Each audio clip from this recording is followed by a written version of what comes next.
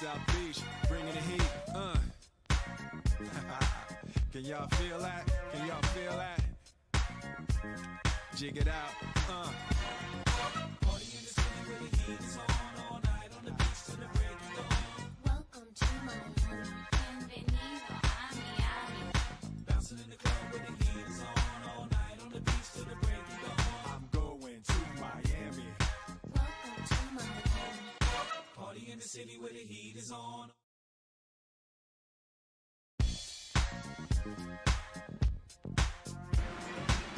Welcome to Miami, and welcome to KBRN's live coverage of Round 3 of the iRacing Bundren Lawn Care Series, live from the Magic City in Homestead-Miami Speedway in Homestead, Florida. We're happy to have you with us on what will be a picturesque setting for these drivers tonight as they go under the lights for the third straight time this season. With Charlie Baier on the call for tonight's action, my name is Kenneth Bueno, and already we've seen the full throttle pack racing style of Daytona to the bean and bang style of Richmond, and now we head back down south for a new challenge this evening, a 1.5 miler. Yeah, and this is definitely a different kind of racetrack, compared to last week. We went from a super speedway straight to a short track and now a 1.5 racetrack. So three very different kinds of racetracks all stacked up right next to each other here. So a lot of different strategies being shown within these first three races. So it'll definitely be exciting to see how these drivers attack this one for sure. We do have a lot of new drivers here tonight. So it'll be an interesting thing for sure. But to start off our pre-race festivities, we're going to go ahead and look over points from our first two races. Grayson Trexler is your points leader with 45 points. Blaze McKinney only 1 point behind. Looking to take the points lead tonight. Ryan Potter put together two pretty good races in the last two opener races. Parker White sitting 6 points back. And beyond 10 points back is Henry Tabor, Curtis Granger, Kelan Belsha, Keela Hankins, and Will Reichard. So a lot of guys from sitting inside the top 10, looking to have a really good points day and try to get a good jump on the points here. So we're going to go ahead and start pre-race interviews as per request. So Kenneth, why don't you can drag someone in the booth if you'd like. All right, well, I think I'm going to go with one of the drivers that I've talked to prior to the race, knowing that he was putting up some warm-up laps, and now he's running, I believe, 6th on the board, or I believe 7th on the board. That is Kelan Belsha in the 18 Toyota Camry. Going to drag him in. See what he thinks. Kelan Belsha, welcome to the KBRN Studios. You got a copy? What's happening? All right, Kelan. Well, we talked prior to the race, just a couple hours prior to race time, and I know that you were trying to put some good laps together in terms of consistency in the warm-ups. Tell us how that car feels right now out on the practice session. Well, not much you can do with the setup here. It's all fixed, but I got a decent lap down. I'm happy with it. I think if I can get that in qualifying, I'll be pretty satisfied with it. The biggest challenge today is it's going to be about saving your tires and all that. I've had trouble with doing that tonight. Just hoping I can keep the car under me, keep it from getting in the wall. That's all I need right now, and then hopefully I can make my way to the front and run up there. All right, well, I mentioned this earlier in the broadcast when we just first started in the intro, and I want to mention that this is the first 1.5 miler we're heading to this season, and of course there'll be more following suit within the rest of the season, but right now it's the first time around a 1.5 miler. What kind of things do you expect going into tonight? Well, hopefully just get used to these types of tracks. So I went from a super speedway to a short track, and yeah, as you said, this first time in a 1.5 miler. I don't think we'll see this again until about Charlotte, so I want to get some this is probably going to be the tracks that require the biggest amount of tire saving because they're so technical. So yeah, just hoping I can learn a little bit of that tonight. And I haven't really had the speed that I want, but hopefully if I can learn something tonight and carry it into the rest of the season. All right, Kelan, well, we hope to see you out on track putting on some good racing out there. We know we have a lot of drivers in the field, and it's going to be stacked out there, but we hope to see you up front there coming to tonight. Yeah, y'all have a good broadcast. Thank you. Well, that was Kelan Belsha in the 18. I'm going to let, in the 20 actually running for tonight. I'm going to let Charlie go into the next driver, see who he wants to interview. Looks to be Preston Cope. So, Charlie, I'll let you take this one away from me. Yeah, we're going to go ahead and drag him into the booth here. Preston, this is Charlie in the KBRN booth. You got a copy with us? Yeah, I got a copy. Well, Preston, last week was kind of an up-and-down race for you. You guys started up towards the front, fell all the way to the back, and couldn't really recover. So, obviously looking for a rebound week here. So, how do you plan to attack this pretty challenging 1.5 miler? Well, last week we had a really good run. I felt like we were up in the front second most of the first quarter of the race, and then we ended up falling in the back after a wreck. And I feel like we can stay up front this time. I feel like we have a good group of racers here, and I think that we'll be able to hold our own this time. I think we won't be bothered as much. All right, well, Preston, you're currently sitting 6th on the board right now, and I have to ask you, how's it feeling out there? Do you think you have a pretty good chance of having a good finish tonight? Yeah, I think we have a good chance of getting a good finish tonight. I think that, well, right now the track's kind of slick because of the heat. But, once the lights come on and the track cools down, we're going to have a pretty good amount of grip. I think once that grip comes alive, we're going to have a really good race. All right, well, Preston, just about 4 minutes left in practice here, but we wish you the best of luck in the race. And before we send you off, do you have any sponsors or teams that you want to thank? Yeah, I want to thank Dennett Racing for giving me a really good 47 machine. I couldn't thank Ricky Bobby enough for giving me this hot rod. I really want to thank Old Spice and Exalta for being one of my sponsors, and James Youngerman for painting my cars for me. And I also want to give a quick shout out to Glenn Bundren and the Bundren Lawn Care for always giving me great service. All right, well, Preston, I wish you the best of luck in the race tonight, man. Thank you. Preston Cope sliding himself out of the booth here. We have time for a few more interviews, so Kenneth, this one's for you. All right, well, I think I'm going to go with also another driver that I spoke to prior to tonight's event, and right now in the practice session, that will be Jack DeAndrea running in the 28 Chevrolet Camaro for tonight's action. Jack, welcome to the KBRN studios. You got a copy? Yes, sir. All right, Jack, well, I spoke to you pre-race just along with Kelan, Belsha and guys like JJ Hill, and I want to ask you one of the same things. Just tell us how the car feels during your practice. I know this is more of a late afternoon setting, especially that we're going into the nighttime going into this race. So tell me what your thoughts are on the car, especially going into the nighttime tonight. Well, yeah, I love this track with the Cup cars. I think it really fits my driving style. So I've been looking forward to this race for a while. The cars are a little bit tighter during the day, but it's not that much of a difference when I was practicing in the sunset. But yeah, hopefully I could qualify up front and stay up there.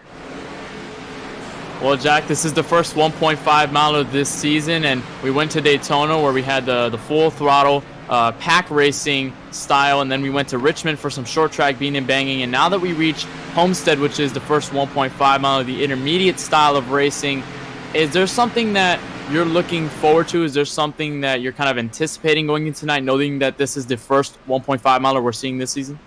Well, yeah, I definitely, like I said, I think these tracks really fit my driving style. I feel like I could run up front and do well if I could just qualify up front. So hopefully I do well in qualifying. I think I'll have a good car. Well, currently you're in the top 10 in the board, so it looks to be that you're having a good time out there tonight, and you're putting up some fast laps. So before we let you go, you want to thank any sponsors, anybody you want to thank for making this happen? Eel Media is on my car, and KBRN, and of course Bundren Lawn Care. Well, we're happy to be on your race car for tonight's action. That's going to be a lot of fun to see that out on the racetrack. So, Jack, of course, thank you for taking the time to speak with us on this pre-race interview, and we'll hope to see you on track putting up some good laps there tonight. Yes, thank you.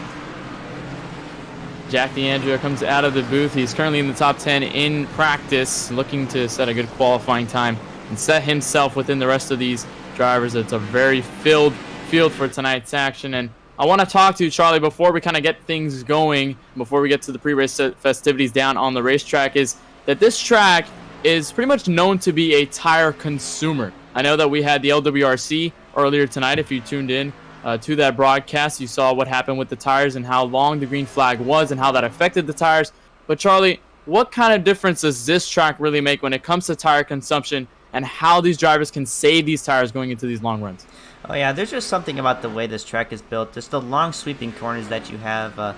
Yeah, it kind of forces you to put more wheel and more gas into the car in order to make it turn, and that can really take a toll on your tires, especially approaching kind of the midway point or late into a run here. So there's definitely some strategy that goes on in saving tires, and we had our broadcast earlier here on the KBRN network at Las Vegas with the LWRC Cup Series, and tire saving was very important. Blaze McKinney, you saw, had the fresher tires come late into a run there, so it's definitely important, and it'll be fun to see the different strategies that goes on here on the racetrack. Certainly going to be fun going into the sunset and into the nighttime as the lights turn on here in the Homestead-Miami Speedway. Warm-up and practice has just about wrapped up. That means qualifying will begin, and these drivers will finish their 2 laps, and we'll see who lines up on the grid for tonight's action here in Homestead-Miami Speedway. And while that's underway, the pre-race festivities are underway down at the start-finish line near the trackside, so we'll head trackside as we salute your national anthem.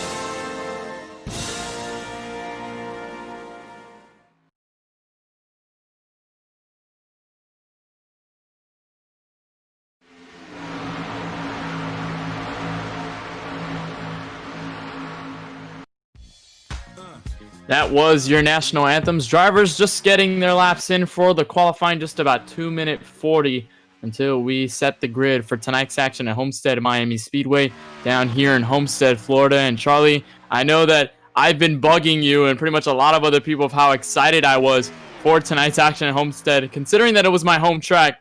And I know that I had a lot of fun making that intro video. And just tell us your feelings going into tonight's event. I know that we're all looking forward to this event, but just tell us your thoughts on what we could expect to see tonight at Homestead.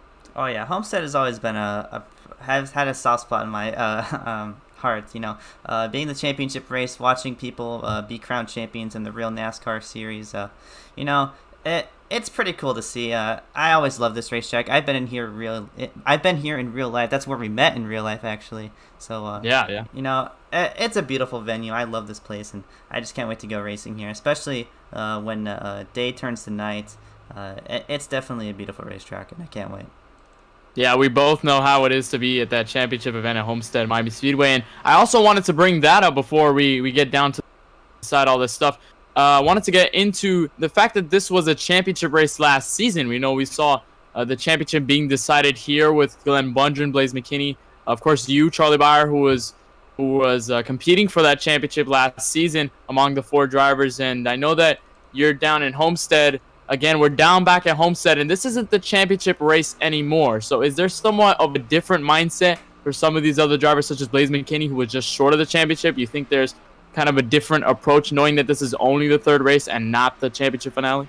Oh yeah, definitely. I think the strategy will be a lot more laid back here because, you know, the last race of the season, there's people fighting for championships. You kind of have to make way for them and kind of get out of the way so they can race for their championships. But, you know, people often use the final race as a last chance, I guess you could say, to get a final good points run into the season and finish it off really well. So I think, you know, it being the 3rd race of the season, a lot more conservativeness, and people are just here to have fun, and they can actually go for a win and not have to worry about, you know, letting a championship contender by. So it's definitely odd to go here with that mindset and kind of racing for fun, but, you know, it's definitely still a really good racetrack and really enjoyable. So Qualifying, just under 10 seconds left, and we're going to go ahead and grid up, and we'll bring you your starting lineup once they grid up. So, yeah, we're getting ready to go racing. 100 laps here. It's going to be a fun one. Yeah, it is going to be a fun one. Qualifying is just about wrapped up. Starting grid here at Homestead-Miami Speedway for 100 laps. The field will start to grid, and we'll get to your starting lineup live here on KBRN for tonight's event. With the quick time presented by JJ Hill, it'll be PJ Evans on the pole with a 31.236. He lines on the pole for the first time this season. I believe it's his first start as well, so a good running for him early with this one. Blaze McKinney, who was the class of the field last week at Richmond, starts just outside of row number 1. He finishes second with a 31.291 down in row 1. Starting in row number 2 on the inside, we have Nick Miller, another rookie driver making his first start tonight. Very experienced driver. I've had a lot of fun racing with him before. And to his outside, another good buddies of both of us, Jack DeAndrea and that number 28, rounding out the second row. Ice car owner himself, Ezekiel Reyes, lines up 5th in row number 3 alongside the 49, the peak performance driver of Sartaj Man with a 31.318. And starting in row 4, James Hill. This is a surprising lap time out of him. Starting 7th inside row, and to his outside, another PPM driver, Glenn Bundren, owner of Bundren Lawn Care. Lining up row number 5 is the man who had a great race at Richmond but just couldn't get it done. He's looking for redemption. Preston Cope starts in 9th place alongside Kelan Belsha in the LSU Championship Camry. In row number 6, just outside the top 10, the 95 of Parker White. And to his outside, we have the 19 car of Jackson Hartman. And then we have Will Reichert in the number 38 alongside Jacob Tyler May, who made one of his promising starts at Richmond last week. He's looking to get a good run tonight. And in row number 8 in 15th position, we have the 7 car of Andrew Ramos, and to his outside, my personal teammate, Keola Hankins. Behind them in row number 9 will be the 61 of Hunter Rupp alongside the 89 of Mitch Hobbs. And in row number 10, rounding out your top 20, the 35 car of Peter Kenny and the 77 car of Curtis Granger, who is in a pretty good spot in points right now.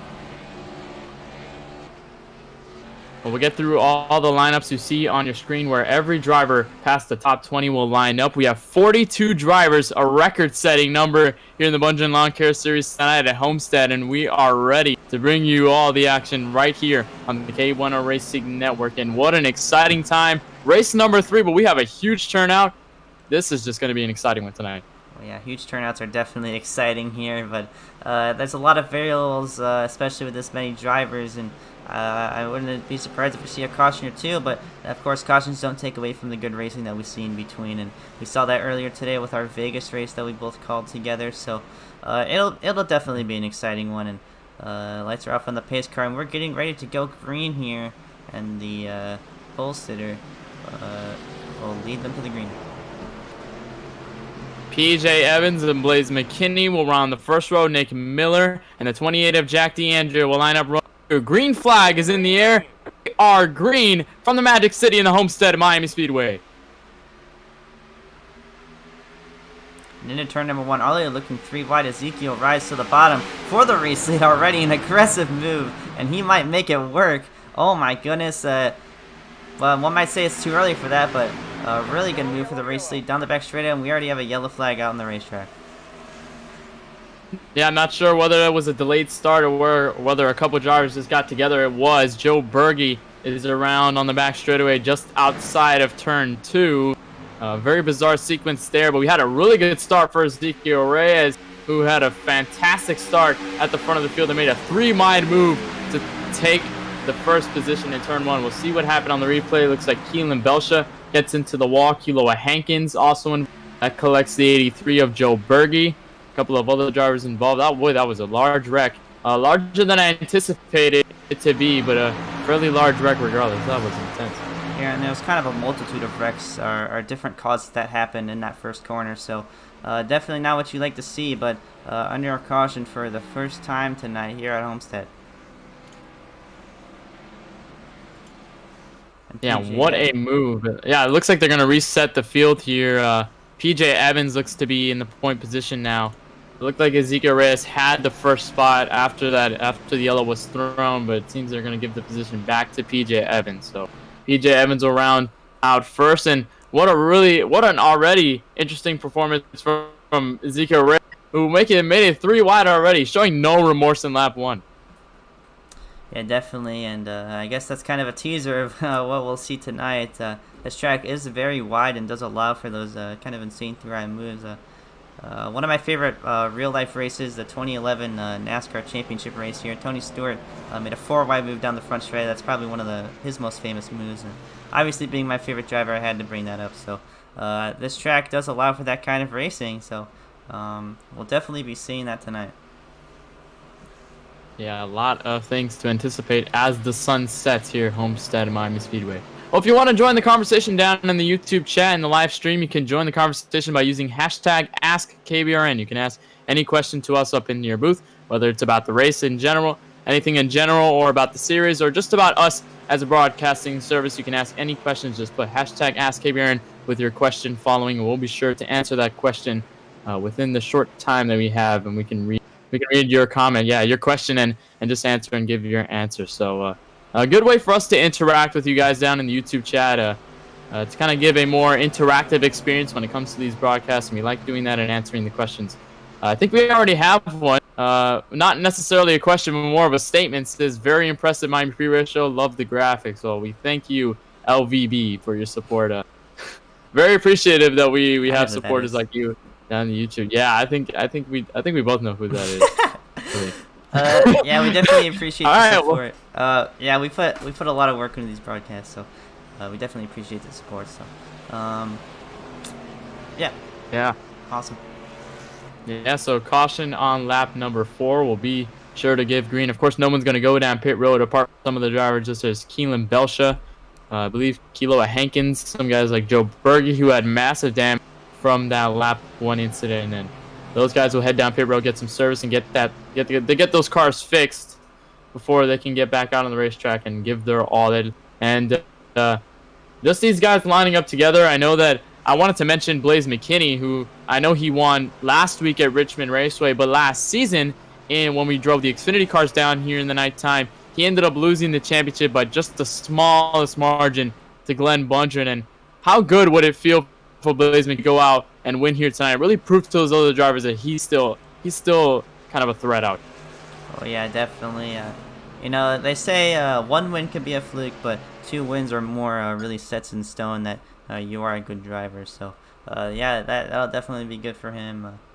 Yeah, we do have our first Ask KBRN question from Quinton. Tony Stewart is your favorite driver of all time. Are we excited for the gold edition of NASCAR Heat 4 being centered around smoke? Well, yeah, I think any recognition for Tony Stewart is good these days. So, yeah, especially being retired, it's cool to see him still getting that love from NASCAR. So, yeah. Yeah, I am excited to see Tony Stewart on the gold edition of NASCAR Heat 4. That was really nice. I like to see that kind of centered around some of our greatest drivers in NASCAR history, and that's really good to see. And it makes me really happy knowing that they give that homage to some of the better drivers out there and Hall of Famer drivers. To go on lap number 5 of 100 laps. We only had a short stint, just about turn 1 and 2 before the caution was thrown and displayed for the wreck down in the back of the field. And remember, this is a 42 car field, so with a lot of guys in close proximity, it could result in a lot of contact and possibly some more caution. So we'll see that progress throughout the race as the pace car will come off of pit road, come down to pit road. Ezekiel Reyes, PJ Evans will lead them to green. We are going to be on a longer run here at Homestead-Miami Speedway.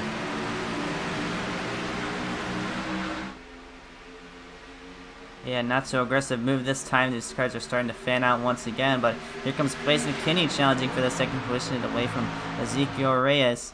But the 22 car out front, and lots of fanning out in the back, almost looking too wide, and wow. Yeah, a lot of calamity near the rear of the field. See a lot of drivers scrambling for positions. Glenn Bundren up against the wall. Joseph Costello among the drivers who are just trying to get in the wall, just giving every inch of space they can, because there's not a lot of room on the racetrack when you have 4 to 5 drivers trying to fight for the same real estate. But looking back, you see Jack DeAndre getting passed by the 52, handful of drivers up front, but Ezekiel Reyes just lost a couple positions. Not sure what might have happened to him, but here is the battle for the race lead. Blaze McKinney down to the 26 of PJ Evans into turn 3. Yeah, and you saw the 04 down the front shoulder get into the wall. That is, you know, these corners are very sweeping, and you kind of want to push that car up almost to the outside wall, and that's what he did. But for the race lead, to the outside, the 87 goes, and here comes the 47, his teammate behind to help. Those two guys were up front, or started 1 and 2 last week at Richmond, so looking pretty good here.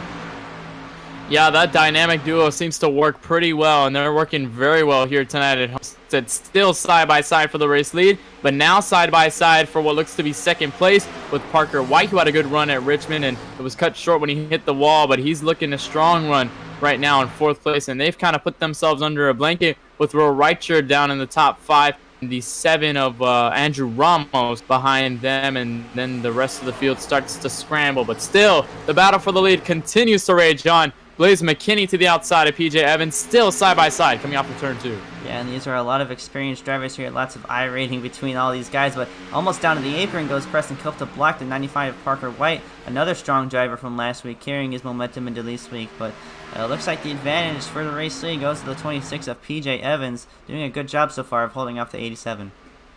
Yeah, PJ Evans has pretty much never relinquished the lead apart from the pressure from Blaze McKinney. He's kept that front position.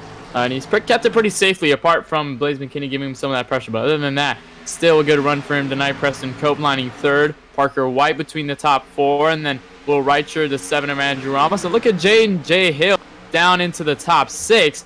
I spoke with him earlier before the race began, and he said that he just couldn't get the setup right enough to run some fast times here at Homestead. But he's having a good run. But right now, he's under pressure from Ezekiel Reyes, the 52, the 89, and the rest of the box. Yeah, we saw the 7 car get bumped up the racetrack a little bit. Bit of contact from, I believe that's the 38 car. So he lost a couple spots here, but lots of aggressiveness going on in this pack here. Lots of shuffling around. So these guys are aggressive. They want to get towards the front. There's Mitch Hobbs in that 89 car. I believe this might be his first start here. So, and up the racetrack in the 04 car sideways. Goodness. What a save, but these guys can chase that car all the way up towards the wall, and he will, but continuing to lose spots. We saw him make that aggressive move on lap number 1, and he's fallen all the way back outside the top 10. Yeah, he made that move earlier in the race, and we saw how aggressive of a move it was, and then he kind of got sideways now there, and now he's falling back just a couple of spots between these guys, and if you make one mistake in front of these guys, you're going to get ambushed by this pack right here, and they are very aggressive up front within this pack. But so far, the top 4 seem to have cleared themselves from the rest of the field. Seems to be single file between PJ Evans, Blaze McKinney, Preston Cope, and Parker White. And I want to talk a little bit more about Parker White, because Parker White had a really great run down in Richmond, and he was running the Barstool sports car last week at Richmond, and he had a really good run up until he got involved in some incidents that really ended his night. But Parker White running in the Pro Core number 95 Toyota Camry, he's looking for a way better run, but so far he's kind of already proving. Yeah, definitely, and these top tour cars are like a train here. Put them under a blanket, you should say, but yeah, these cars are definitely bumper to bumper here, but that could slow them down a little bit, as Will Reicher has been closing the gap a little bit. A Badge sports car who is showing a lot of speed. We also see a Liam Sheen in that 52 car right there, so these cars are starting to catch. A lot of the fast guys are starting to move up towards the front, so it'll be interesting to see. Yeah, it's a lot of interesting things to see within the rest of this field. And behind those top 4, really behind those top 4, we have a bigger pack that have a lot of cars scrumbled up together. You mentioned Ezekiel Reyes, who got loose up in turn 3 and 4. He's now fallen back to 14th under pressure from Glenn Bundren, and what looks to be the 19 of Jackson Hartman down to the inside. But here could be a move for 3rd. Parker White's been looking for a couple of laps. He might make the move going down the back straightaway. He does, right on the outside. Yeah, and we saw earlier today in the Vegas race that once these tires start to wear down the outside line, it does get more dominant, and to the bottom of the racetrack goes the 87, making a move for the race lead here. Can he do it? But you know, as I was just about to mention that Vegas race, as these tires start to wear down, the outside line does get more dominant. So I feel like early in the run, the bottom line is good, but late in the run, the outside line is better. But Blaze McKinney makes the move for the race lead, and on lap number 16, he goes up to the point. And you mentioned LWRC, we covered earlier Las Vegas, and one of the drivers who was dominant over the long run was himself. And oh my goodness, the 26 of PJ Evans gets tapped. He saves it, miraculous save by the 26, but that means he's going to get ambushed. The rest of these guys almost 4 wide there between a couple of these guys. Parker White in the mix. The 47 of Preston Cope lost some ground because of that. Will Reichard gains about 2 positions, and that was a very scary moment. That could have been very big between these guys. They're still 3 wide in turn 2. Yeah, definitely a scary moment there. Could have been way worse, but we're now looking 3 wide down the back straightaway, and that's just a product of these cars. You know, they do see this track as a 1-lane racetrack and not a lot of room to move around, but oh boy. Oh. Another wash yeah, that's up. Contact. Yeah, another wash up for the 47 car. We saw that happen earlier, but now looking for it once again. There is 3 wide racing all over the place. Yeah, right here between just about 5th, 6th, 7th, 8th, 9th up until the end of the top 10. You see all of this battling between these guys. Andrew Ramos takes in front of Will Reichard and James Hill. Mitch Hobbs is trying to look here. Curtis Granger and Alfred Vasseur, who's making his first start in this series tonight, along with Hunter Rupp behind them, and Glenn Bundren, then Jackson Hartman, Peter Kenny between that huge group. Oh my goodness! Will Reichard up and over into the fence. Glenn Bundren's involved. Hard hits for a bunch of these drivers. The 38 tumbles down the pit road onto the apron. And a hard hit. Oh my goodness, that was disastrous for a lot of these drivers. I'm not sure what happened there. Yeah, we'll gotta replay this. Holy cow, what a wreck. Wow, I can't help but to chuckle at that one. He went flying in the air, but we'll get to your replay this one. Looks like the 38 just went into the 7 car, and oh, he just almost hooked a right there, and the 38 goes flying. Oh my goodness, what a hellacious wreck. Yeah. Cars just piling in from there. Yeah, a lot of drivers trying to scramble to get away from that to avoid some damage. Jackson Steiner was involved in that. We're going to see what happened once more. Looks like Andrew Ramos gets tapped loose and gets overcorrected into the 38, and that 38 gets sent back through the wall. Now we'll look through the 99 of Ryan Potter. Hard damage for a guy, and he's third in points. Yeah, but these guys do have a fast repair, like I said, but obviously lots of piling in there, you know. Well, when a wreck like that takes up the whole track, there's not a lot of room to escape. So back up towards the front here, cars are going down pit lane. Blaze McKinney and much of the others, pretty much everybody dives down road on lap 20. It was pretty much a longer run, but now these guys are going to get their tires in service. No limits this time, but once the season rolls around once again, I think we'll have some tire limits. You see, look who goes out on pit road first. That's Darren Myers. Parker White right behind him, and Blaze McKinney falls to 3rd place. Yeah, and we saw Grayson Trexler and Jackson Steiner. I think they stayed out. They might have stayed out. I'm not too sure. Yeah, they stayed out there. But Kevin White came out of pit road first. Maybe a 2-tire strategy there. Not really sure. We also saw Darren Myers in that 09 car jump out front. 95 of Parker White move out front, and we saw Blaze McKinney drop back just a few spots. Yeah, and that was a chaotic sequence in pit road. Not too much between the top 5. Liam Sheen now worked himself into this, I believe, Mitch Hobbs, not Parker White, Preston Cope, Curtis Granger. Among these drivers, see Mitch Hobbs. I believe he might be going on pit road again. He does not. So these guys, it changed a lot. It shaked up a lot. We saw a lot of new drivers in, especially with the wreck. Of course, it took out a lot of other drivers, but really, really interesting move. And now they're under second caution of the night, well, our first caution of the night under a wreck, and we kind of got a glimpse of what that sort of longer green flag run will look like. Is there something we could see? Is this somewhat of a foreshadowing to what we could see later in this event? Oh yeah, I hope so. You know, I'm gonna keep bringing this up because same cars, almost the same track, but the biggest race earlier today, we saw these cars get into a late race run here, and they were using the last of their tires and the last of their just trying to squeeze whatever they can that's left of what's left of their cars, and we saw a really good race there. So I hope that we get some long green flags run. It's definitely exciting, and we saw that train of 4 cars up front with Blaze McKinney, all those guys. But I believe we saw this last week. Jackson Steiner and Grayson Trexler stay out on the racetrack, and I think they're going to start 1-2 once again. Yeah, we saw this kind of strategy happen at Richmond, especially with guys like Trexler, who had a very up and down night. He finished, I believe, P3 last week at Richmond, and after pretty much going upside down on the front straightaway. And interesting move to see these guys. I think they might be banking on a caution later in the run. They could be sort of expecting that, and that's probably why they stayed out. But Jackson Steiner and Grayson Trexler will line the front row. We have the 1 green signal, so we will go green once we make our way back around to the start-finish line. Parker White will start on the outside of row number 2 alongside Kevin White Jr., both of them sharing the same last name, both running Toyotas tonight. That's interesting to see, and they will round up row number 2. Then Blaze McKinney, PJ Evans among the drivers who are battling for that race lead. And could we see some tire spin between these guys? I know their tires is not too old, but I know they're on a restart, and older tires seem to catch a lot of drivers with that wheel spin. Yeah, definitely. It's definitely a questionable strategy because Jackson Steiner's on 17 lap-old tires, Grayson Trexler is on 20 lap-old tires. So I think these guys are gonna get freight trained, to say the least, by the field. But you know, it is what it is. We're just gonna have to see what's gonna happen here. So it'll definitely be it'll be an interesting one. Yes, sir, it will be. And now they come off of turn number 4. They'll take the green flag for what will be the second time tonight. And probably will not be the last time tonight, as the field comes down for turn number 4. Grayson Trexler, the 18 of Jackson Steiner, will take the green flag. Green flag, we're back underway here at Miami.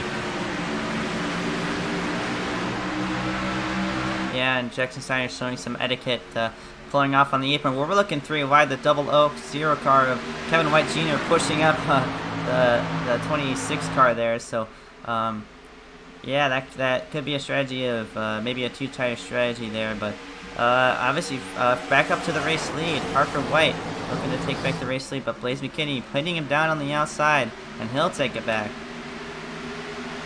Well, that was a wild sequence between the guys on old tires, and you see how much those new tires really affect the drivers. We have a driver down on the apron. That might have been Peter Kenny stuck down there, or I'm not sure who that might have been, but saw one driver down there on pit road, and now everyone's pretty much changing position. We see all these guys shuffling around between the front pack. You see Blaze McKinney takes the first position in front of Parker White. And a couple of the drivers, they seem to spread out between them. Yeah, definitely a bit more spreading out compared to the last, the early bit of the run we saw last time. But breaking into the top 5, we do see Liam Sheen in that 34 car. He moves into the top 5, and Preston Cope moves himself back in there. And also a car who's sitting just inside the top 10 in points, Curtis Granger, moving himself up. So a lot of these guys from the back moving themselves up toward the front. But yeah, one thing we haven't mentioned is a lot of the action is coming from behind here, because holy cow, these guys are 3 wide in and out of each other. Yeah, you see Grayson Trexler fell all the way back through the pack on those old tires. The Reyes of Costello, James Hill, mentioning those drivers in the back. We have a battle for the lead now between the 26 of PJ Evans and Blaze McKinney. Parker White following suit, and Liam Sheen, who we didn't see much of in the front. He was working himself through the top 5, but now he could make a run to the race lead, and they'll go side by side into turn 3. And I want to mention a person who was coming into the booth who wasn't here in the intro, but we'll introduce him anyway. Eli Commerford, welcome to the booth.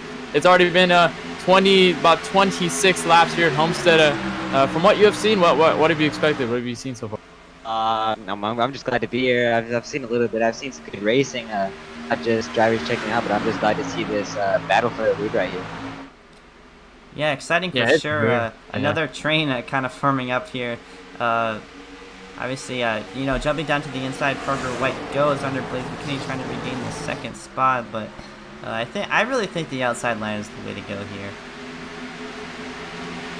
Yeah, we saw at Vegas how the outside line with Michael Kenner really kind of worked for him on the restarts and in those shorter green flag runs, and we're seeing that taking place tonight. That middle lane seems to be the prevailing lane over the guys who are running all the way down the white line. They are 3 wide for third place between Liam Sheen, Parker White, and the 47 of Preston Cope. They kind of line themselves out. We got a caution on the racetrack. Caution is out once again. We'll just have to see who that's for. Might have been another wreck towards the back there. Let's see. Yeah, let's take a look and see what happened. I think it might have happened near the rear of the field. Some other drivers might have gotten damaged. I see some damage on the number. Not sure if that's related. See some more damage on Kelan Belsha. I know slap incident. We'll see if we can take a replay and see exactly what went down on that replay. We'll take a replay for you, see what happened. Still kind of clueless on what kind of happened there, but now that we had a shorter run this time around, now that these drivers probably won't take the pit stops and go for tires. We saw how much those new tires compare to those old tires, and that's going to be, especially if we have a longer green flag run, that's going to be something to watch for into tonight. Yeah, and trying to find the wreck here, obviously. Part of me thinks... I'll be honest, dude, I don't really know where the wreck was. And we saw a couple cars that were damaged. We saw Kelan, I guess, tire damage. You see that rainbow car up there was. Not exactly sure what happened. Definitely happened towards the rear of the pack. Yeah, another wreck towards the field, but coming in for pit stops, the field was almost split in half here. The 26 car leading them down pit road, obviously, so bit of a differing pit strategy here. This moves people up towards the front. I believe the top 7 stayed out, so yeah, one of the things with pitting, I guess splitting the field in half and pitting now is you do have those fresher tires, but you're also at a disadvantage because you got to get through all the cars who stayed out. So it's a challenge on both ends. So yeah, it'll be crazy on the restart. Yeah, and you saw those drivers who stayed out: Blaze McKinney and Liam Sheen. Curtis Granger, who's one of the more interesting storylines coming into tonight's event. He didn't week, and he had the points lead coming off of the win at Daytona. And he was having a good run, and he did not attend the Richmond race, so that kind of shot him down in the points just a little bit. But now that he has to play a little bit of catch-up here at Homestead, is there some sort of a specific strategy you think he might be gunning it out for the win, or you think he's just kind of going for a top 5 finish, kind of settling for those points? Yeah, he's definitely looking for a reinstatement for the lost points that he missed last week at Richmond. So, yeah, he's definitely gonna try to go for the win. Possibly bleed out Blaze McKinney, because if he has to beat out anyone and gain points on them, it's got to be Blaze McKinney. So, yeah, definitely, lots of strategy here, and a lot of the guys, especially towards the back end of the top 10 in points, looking for more. But the points format is a bit different here because it only rewards the winner 25 points and second place 24, and it trickles down from there. So a lot of the guys who finish in the back won't be getting anything at all. So yeah, you definitely want to finish in that top 25 just to get a little bit of points. Yeah, especially for the drivers that are here tonight that missed the race at Richmond, as we said. And so, definitely a big opportunity for those guys after missing the race who still have enough points to. Yeah, we'll show the point standings on your screen just to kind of refresh you if you're just tuning in. We saw the points leader, Grayson Shrexler. We saw him up in the front of the field and stayed out on those older tires. He's falling back through the field. Blaze McKinney, who's just 1 point behind after his dominating victory at Richmond last week. He's now in first. He's looking to possibly take over the points lead if he can continue his performance tonight. Brian Potter, Parker White, Henry Tabor, Curtis Granger, who fell all the way back 14 points behind. So he's not completely out of it yet, but he has to get a strong run here tonight and hope those guys in front of him kind of have a worse run, especially guys like Blaze McKinney, who's starting right in front of him on this next restart.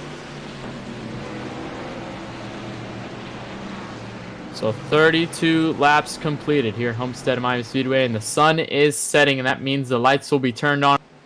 Get to some slicker racing here at Homestead-Miami Speedway. Blaze McKinney, Liam Sheen will line the front row. Curtis Granger and Ezekiel Reyes will line up row 2. Will Reichert and Paul Granada, who stayed out, I believe, on the last pit stop cycle, he decided to stay out. He'll line up on the outside of row 3. Then there goes PJ Evans. You see Preston Cope lining up the outside. James Hill, the 27 of Eli O'Quinn, who we haven't seen in this race so far, up near the front of the field. He stayed out, and now he's going to be within the top couple of rows. Then we'll see how he does on this restart. Has a bit of damage, I believe some of the wrecks we've had earlier, but looks like it could be a good night for him. It could be a good restart for him. So pace car will line up off pit road. Blaze McKinney and Liam Sheen will lead them to the green flag. And when the 87 decides to push that right pedal and go green, we will take the green flag. He does, and the green flag is back out on lap number 33 here at Homestead.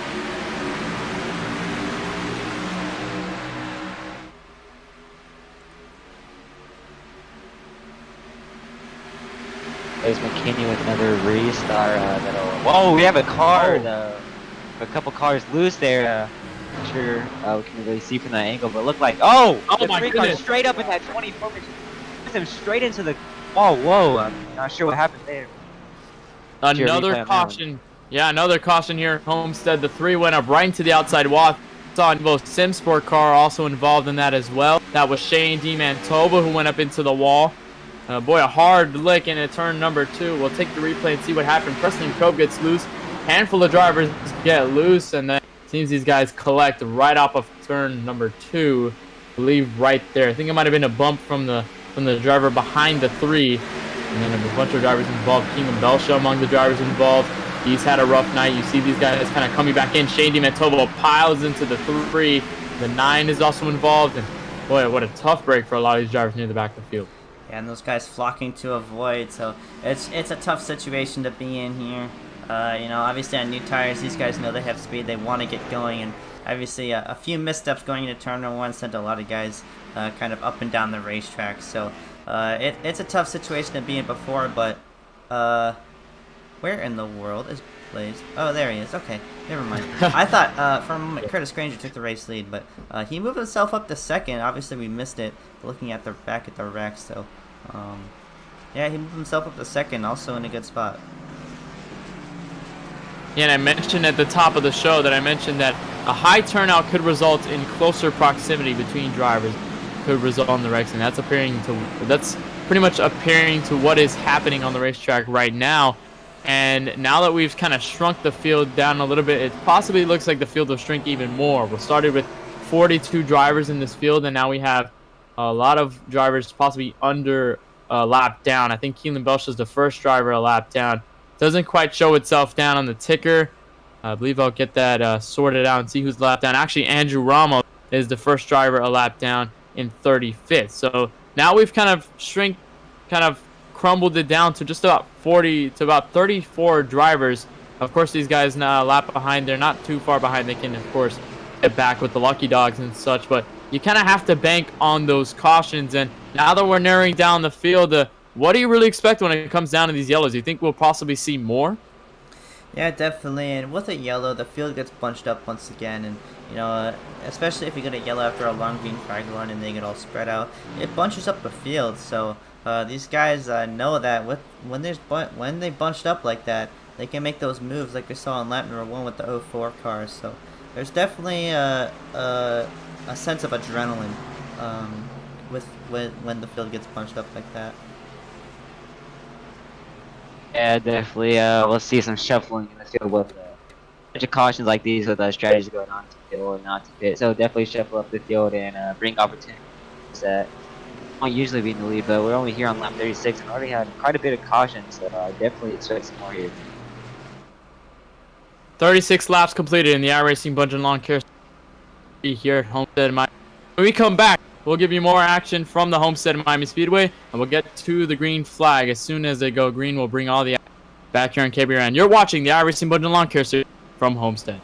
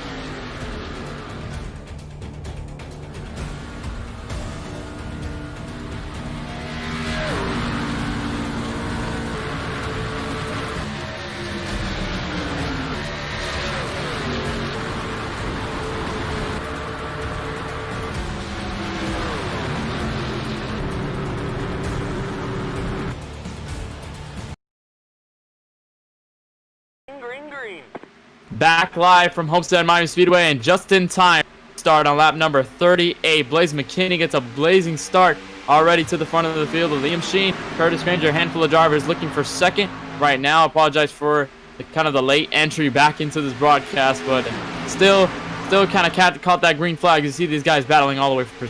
Yeah, and the 34 car almost pushed the 77 up into the wall there. That was a close one, but now the 26 jumps back to the inside, and you see the 04 car of Ezekiel Reyes moving himself back up into the top 5, especially with that caution. All those guys staying out, that played a big factor, but lots of clean racing here as we see the 88 of Nick Miller look 3 wide into turn number 1. Yeah, Nick Miller dives all the way to the low side. Again, kind of advantage on the 38 of Will Reichard and the Paul Granada, who were kind of involved in some recent incidents, especially the 38, who went flying down into turn number 3 and 4. But here's the move back to the inside on Paul Granada. Looks like he can't make it stick. But look who's down into second place. That's Liam Sheen in the 34. The 52, excuse me. Yeah, moving himself up. Oh, a big save there. Oh, and the 38 goes around on the front straightaway, collecting the 8 car of Paul Granada. Caution will come out once again. And Joe Berge slams the wall hard. People are flocking to avoid more contact. Oh, boy. Yeah, Hunter Rupp is involved. Kevin White got a piece of that after they slowed down just a little bit. Joe Berge among the drivers involved again. Some damage on Jacob Tyler May might have been from the incident, I believe. But a hard incident down on the front stretch, and now we're starting to get to the attrition of these drivers, and we'll take a replay and see exactly what went down on the racetrack. Looks as though some contact between Paul Granada kind of sent these guys into the front stretch grass. These guys started piling up, and absolutely nowhere to go for some of the drivers down in the front. You see Paul Granada gets tagged right there, and then the calamity starts down the front straightaway, and super hard hit for those guys.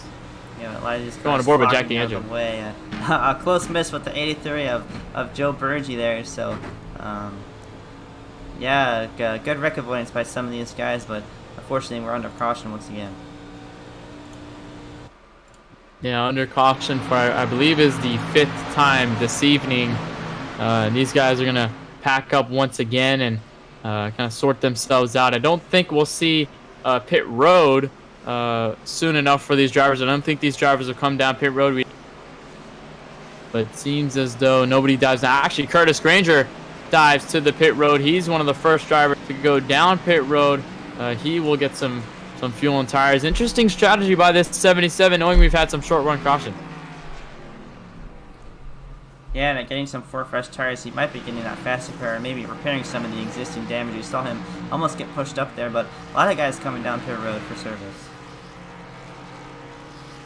Jacob Tyler May among those drivers getting service. Kevin White, some drivers who were involved in the incident. Joe Berge, Joseph Costello getting service on pit road. Mitch Hobbs, Kiloa Hankins, 2070 Eli O'Quinn, and the 6th of Alpha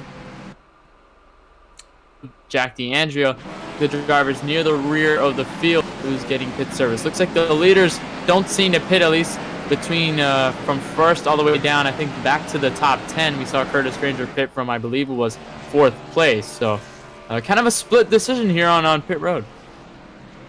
Yeah, definitely, and we did split the field in half once again, but everyone from I believe 12th on forward did stayed out, obviously, but another bit of strategy here. Liam Sheen and Blaze McKinney and Ezekiel Reyes, those guys are both in the top 4 there on 23 lap old tires, and then PJ Evans and those guys all the way back to 8th are on 12 lap old tires. I'm sorry I'm going Larry Mack mode here, but yeah, that's kind of the tire strategy that's going on.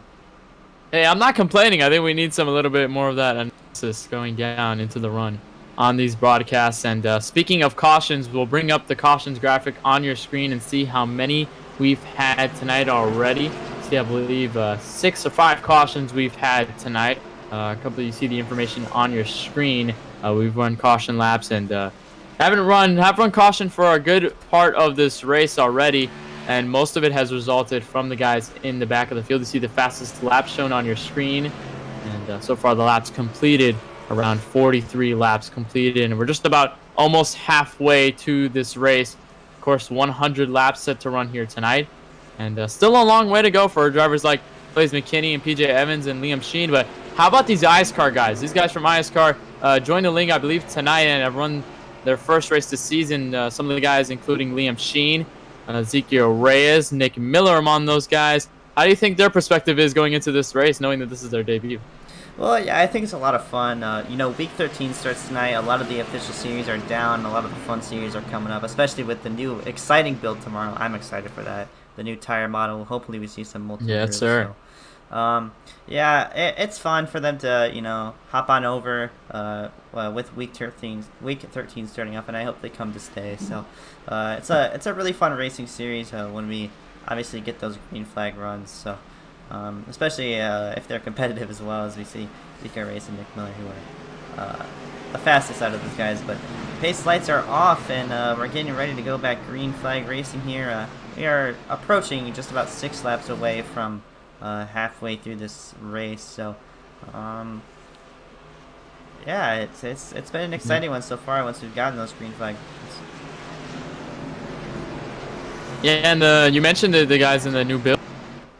Damage models also, guys, in the cup cars. So if you see some more detailed damage going into the wrecks between now and the rest of the season, don't be surprised, because iRacing is putting out that new damage model for the cup cars. So that's going to be interesting to see how that looks on the cup cars. I think that'll look very nice, but we'll just see what happens. And it won't break CPUs this time, so that'll be it'll be great for a lot of us with kind of lower tier computers. But Blaze McKinney and Liam Sheen will lead the field to green.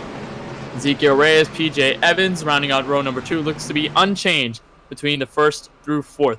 Pace car comes off. The green flag will come back out at the discretion of the 87. He gives the discretion, and a huge push from the 04 as they come down in front straightaway. Once again, a lot more fanning out here. The 04 try to make an aggressive move by 3 wide. Once again, here comes the 88 down to the inside of the racetrack under the 26 car. They'll clear the 95 there. So, yeah, Blaze McKinney with a car length lead once again, but Ezekiel Reyes with a hard charging towards the front. Yeah, don't look now, but yeah, sorry, Eli, go ahead. You're fine. I was just gonna say a lot of shuffling going on right behind them. Looks like they're getting more organized.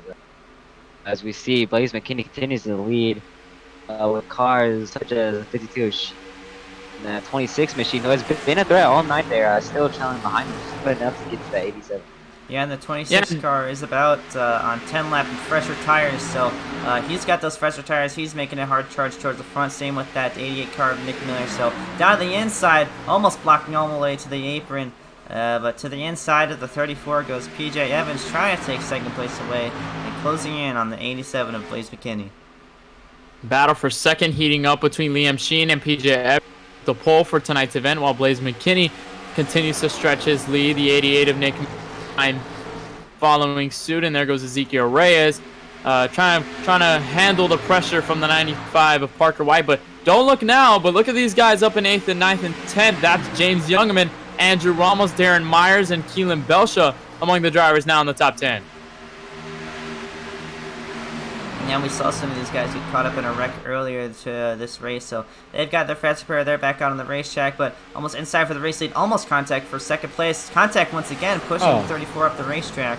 And 26 knows he's fast, and he wants to get out front pretty badly. We see the 88 car with a bit of internet issues, but down at the inside for the race lead. Can he make it work going into 3? On fresher tires, they're trying to do anything. Looks outside there for a bit, not going to commit there, but that 88 car, 88 machine looking right behind them. Interesting to see if he'll be able to contend with that 26. Blaze McKinney under heavy pressure right now. Yeah, that pressure will come to the 87 as the 26 looks to the inside, trying to make the move, but it seems that middle lane continues to work for Blaze McKinney up on the high side. They're still side by side. And look at Nick Miller in the 88. Nick Miller had a strong win last season in Ice Car at Homestead. He was one of the championship 4 in the Xfinity Series there, coming into Homestead. So he's had some experience knowing what it's like to run up front here at Homestead, and he could make a charge for the race lead. Yeah, and this will definitely come into play long term, because the 26 and 88 are both on 10-lap newer tires. So in the long run, Blaze McKinney, I think, is at a disadvantage having those old tires. But down to the inside, looking 3 wide for the race lead down the back straight area. Here comes Nick Miller. First time we've seen him up front all night, and he moves up into the second place. 26 got a huge run there coming to the corner. Looks like the cars will catch him. The 26 still lead now, but still under pressure by the 87 and the 88. Blaze McKinney. Yeah, Blaze McKinney got hit with an Allen Iverson crossover. Number 4, Blaze McKinney, he makes the pass back to second, but PJ Evans now to the point of the field down in first place. Then you see some of these drivers battling behind them. That's Parker White looking low to Liam Sheen, as these guys within the top 5 are practically within a second within each other. And then you see back between the top 8 or so, then that's where these drivers start to really shuffle up, as you see Joseph Costello just way under Darren Myers on the front straightaway. I can't tell you how fun this looks. I wish I was out there on the racetrack. This looks like a lot of fun right now. But of course, I'm totally fine with broadcasting. This is what I like to do. But anyways, for the race today, these cars again doing a train kind of movement here, and the 34 again blocking almost down to the apron. So yeah, these top 5 cars put them under a blanket as the 47 starts to move back and trying to break into the top 5. Still having a great battle for the lead here as the cars behind them, like 4th, 5th, 6th, are now in the corner coming straight up to them. So it looks like we'll have even a much better battle with more cars joining in. So that 26 would look in his mirror often. He dips down into turn 3. Yeah, it seems as though those older tires seem to be biting Blaze McKinney right now. So he's now under pressure. Right, and the 52 of Liam Sheen, and those guys also looking to gain position, but Nick Miller slowly peeking into the race lead. He's going to make the move into turn 1, and he's almost getting... Yeah, and these guys put it at the same time under caution, so these guys are pretty matched in car performance right now. They both have a pretty equal set with the same exact stints tires, so these guys, it's going to be a pretty good battle between them for the race lead. So, but right now it's Nick Miller with a car length, or well, a nose out front.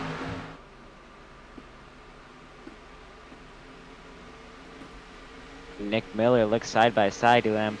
As we here on the front stretch, or on the back stretch, excuse me. We got a yellow flag out. Yeah, we got a caution. Caution now on the racetrack, lap 55. We're going to see who was involved within that wreck, and another wreck for us here at Homestead after a little bit of a longer that we had, and I think might have had an incident with Jacob Tyler May.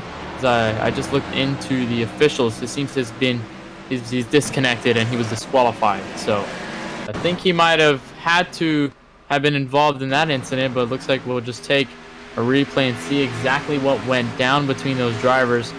And still trying to look at what happened. It's kind of tough sometimes to see where these drivers wreck. It's not like we're kind of in the booth right on top of the racetrack seeing exactly what's happening as they run. So it's kind of harder to kind of peek at those cautions and get a look. And yeah, that was the 72 of Kiloa Hankins who dives low and spins down the apron into turn 4, almost into the pit road, and I think that might have been enough to trigger that yellow. I think this is our 6th caution tonight. Correct me if I'm wrong, Charlie. Our 6th caution of the night here at Homestead. Well, with our handy dandy caution graphic coming up on the screen right now, yes, this is our 6th caution.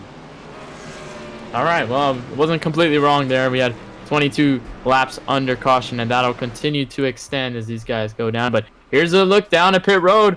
Pretty much everybody files down pit road. They're going to get tires in service. Looks like James Youngman stays out, but the rest of the field comes into pit road with a mindset to get those tires and fuel ready. Yeah, and we mentioned the kind of unequalness because you know, some of the guys up front who are on 10-lap fresher tires than like Blaze McKinney and those guys. So now all these guys are equal if they get 4 fresh tires, or maybe some of them will take 2, get that jump up front. But as of right now, everyone who's pitting is now on an even playing field. So yeah, it's definitely some more strategy here, and you know, some of the guys who are running in the back are starting to move up front, and we see the 26 car. No, maybe the 88 won the race off of pit road. And look who won 3rd place. That's Parker White in the 95. He took the position by just a couple of inches over Blaze McKinney. So that was a good run for the 95. A very good pit stop. I think he gives up the position here. So actually, no, he will stay within 4th. So, but he kind of beat him off of pit road by just the slightest margin. But it looks like he's going to give up the position. But so far, top 4 looks practically unchanged, apart from Liam Sheen, who was up in the front of the field. You see these guys staying out. Again, Grayson Trexler Down and Kevin White, those two drivers also plan to stay out this time again. Jackson Steiner in that 18 car or 17 car. Same thing here, but these guys are looking at that Emperor Road. Nope, they're gonna fake it. So these guys are gonna start. These guys are gonna start top 4. So it's definitely almost like a brick wall for these guys on the fresher tires. But while we do this, we're gonna go ahead and slide into commercial break. With this commercial, we'll give you kind of a sneak peek of what's going to happen after Tuesday or maybe next week with the new damage model. So that'll be a little bit of a sneak peek here, but you're watching the Bundren Lawn Care iRacing Cup Series on K Bueno Racing Network.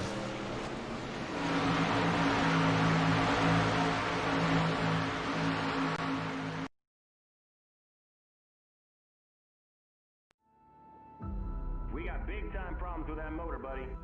Hey, just between you and me, the idea is to avoid the other cars. Congratulations! You just set the sport back 30 years with that move. That move will put you in the Hall of Shame. You keep doing stuff like that and we're gonna lose our sponsor. Looks like that's it for us today. Now I know why you got canned by your old team. It's over. We can't fix that damage.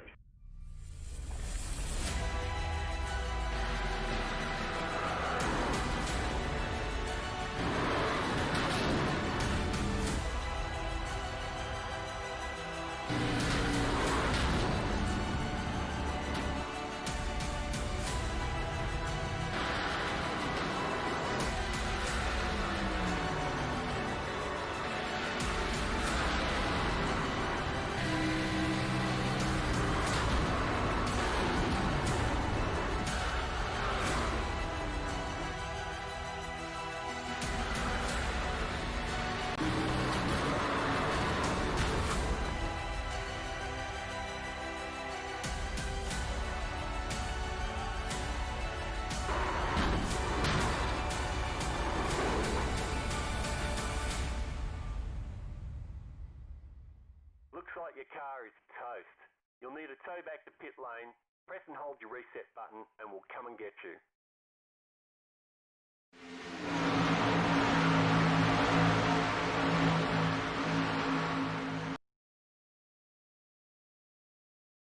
KBRN's live coverage of the iRacing Bundren Lawn Care Series. iRacing. Start racing with thousands of sim drivers across the globe. iRacing.com. Also by EO Media. Get your custom paint or any graphics done on iRacing. Just go to eo.media on Instagram. And by Supermix. Concrete blocks on demand. Back here live for the iRacing Bundren Lawn Care Series here at Homestead-Miami Speedway. Just about 60 laps completed, and we're on a restart on lap 60. James Youngman and Grayson Trexler lead the field to green. Huge start for the 80 of Grayson Trexler going into turn 1. There was a big pile up in the front. That might be a delayed green. I think we're staying green so far. They're staying green after that big incident around in the middle of the pack. Surprised about that, but it looks like cars will be shuffling up now as the 80 of James Youngman checks out from that chaos going on behind him. Blaze McKinney got spun down to the apron. He hits the wall hard on the inside into the grass, but looks like no caution. He gets destroyed. That was Kevin White Jr., I believe, who was responsible for that one. As they're 3 wide with Ezekiel Reyes and Liam Sheen. Those guys are taking advantage of these guys who have these older tires, and they're pretty much catching them very quick, and that was a product of them coming together.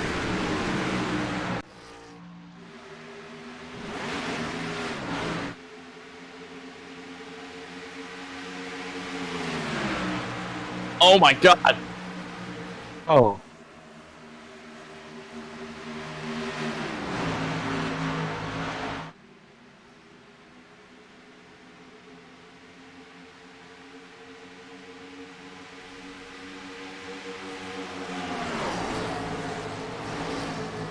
Oh my goodness. Oh, Parker White goes around. Yeah, he's going to collect Kevin White. Bunch of other drivers. PJ Evans is involved in that as Jack DeAndrea after Mitch Hobbs, Preston Cope. Oh my goodness, a huge collection of drivers. And most of those drivers involved are guys who were dominating the early portion of this race. They're going to have to hit the reset button this time around. Looks like James just lost control of his car, set up the track straight into that 95 machine. Nothing he could do, went right around. Bad place to be on the track for the Grayson Trexler. As you see, he tries to make a move there. Makes it 3 wide into the corner. The 50 for to check up. It looks like the 80 car, you see here, the 80 of James Young goes to dip down and block 95. He goes up a little bit, tries to blocking everywhere, trying to block the 34. As you see, is 3 wide through the corner, slides up the track, makes contact with 95, and 95 goes around and collects racing checks a little. And also a couple more cars there, including the 26 car. We've been contending all night long for that lead.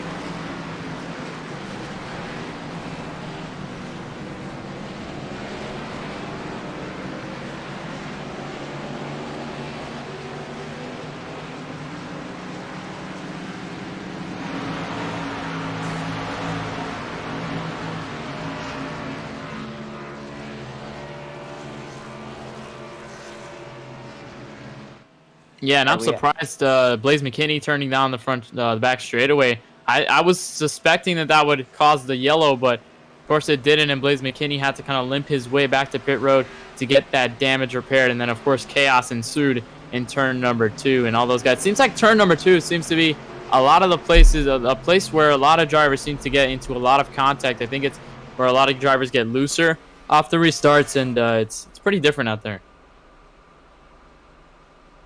Yeah, definitely. It's going to be definitely different. We saw a bunch of contenders getting shook around there, so now they're going to have to reset button. I believe they only have one. Is that correct?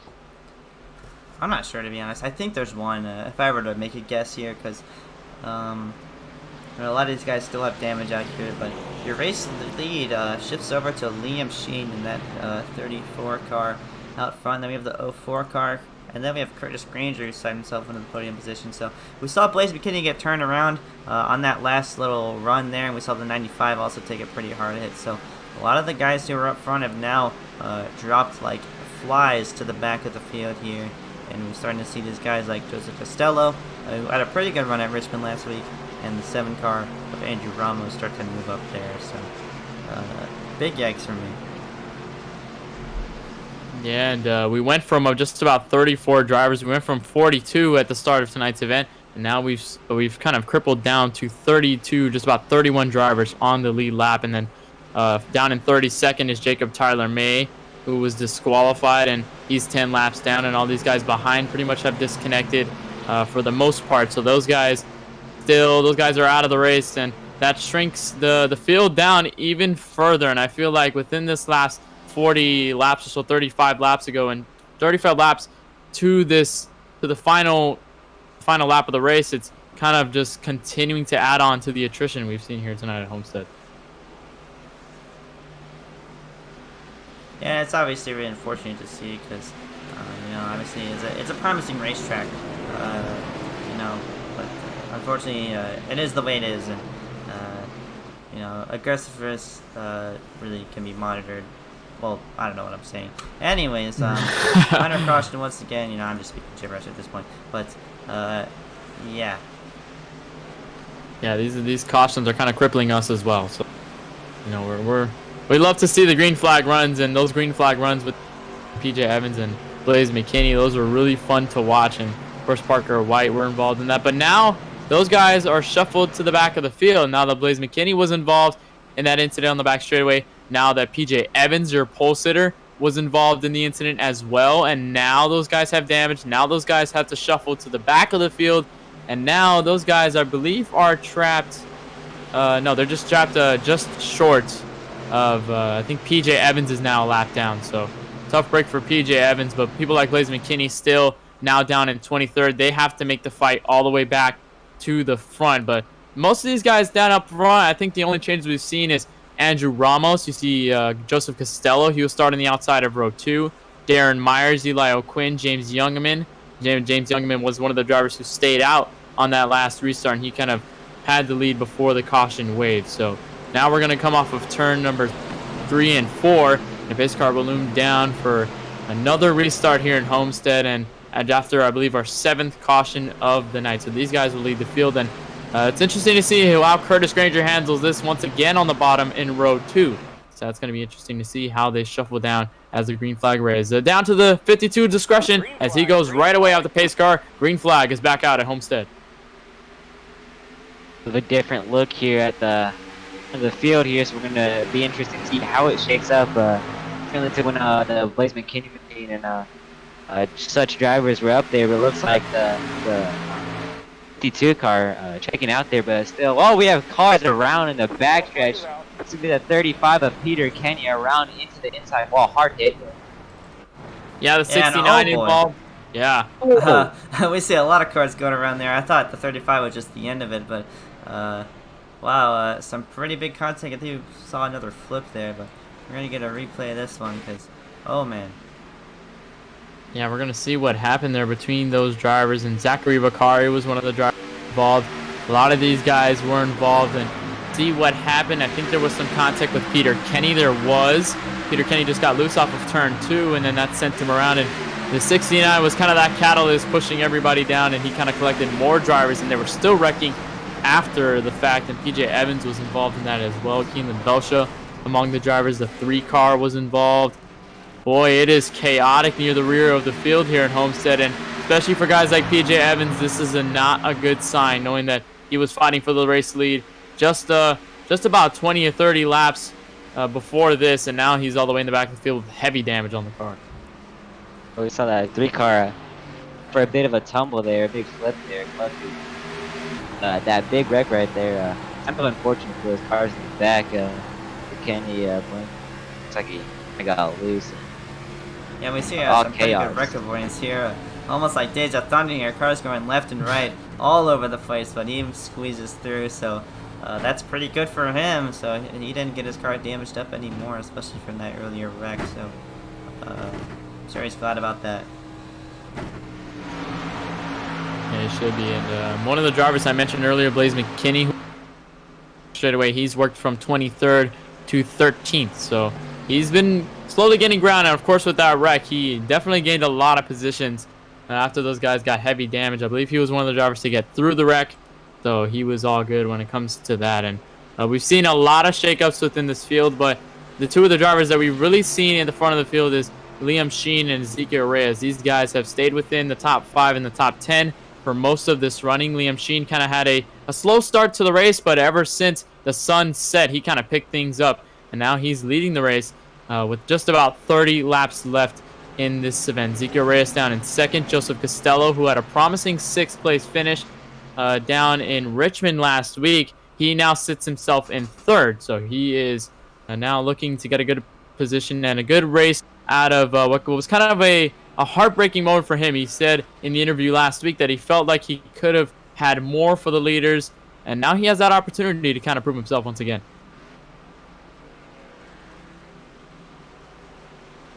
Yeah, and Liam Sheen, obviously in a pretty good spot here. If these cautions keep coming out and the laps keep ticking, he's going to be in a good position to maybe stick it out for the race win, as we're approaching just 30 laps to go in this race. So it's been quite a long one, but it's starting to wind down. This is just the beginning.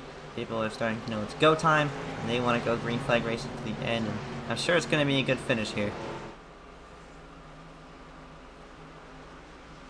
Sure of that, as you mentioned. 3 laps to go. We've had some great racing towards the front tonight. Definitely a different look up at the front, but I still expect the same product here. Yeah, and if you want to join the conversation in our YouTube chat, you can do hashtag AskKBRN. You can ask us any question you want, no matter how weird it is, or how funny it is, or how goofy it is, or how serious it is. You can ask us anything, and we'll answer it for you. Obviously, terms of service do apply in our chat, but we'd be happy to answer some questions here, and it'll be a lot of fun. Well, I think now that we've had a little bit more cautions, it's kind of necessary to have those questions so that we can stay entertained up here in the booth as these guys pace around the track. And we're just as impatient as these guys to go green flag racing. And now that the pace car is given a 1 green signal, we will go green next time by. So a lot of these drivers back here. Andrew Ramos down in the top 5. Darren Myers, Preston Cope put a strong run early, but kind of fell back just a little bit. But he's not out of the woods yet. He can still kind of make that move and kind of gain some positions from there, and he could possibly make a run for the race lead. His teammate Blaze McKinney, now that Blaze McKinney is now farther down the road in the field, he can kind of gain some positions and possibly gain the spotlight just a little bit more.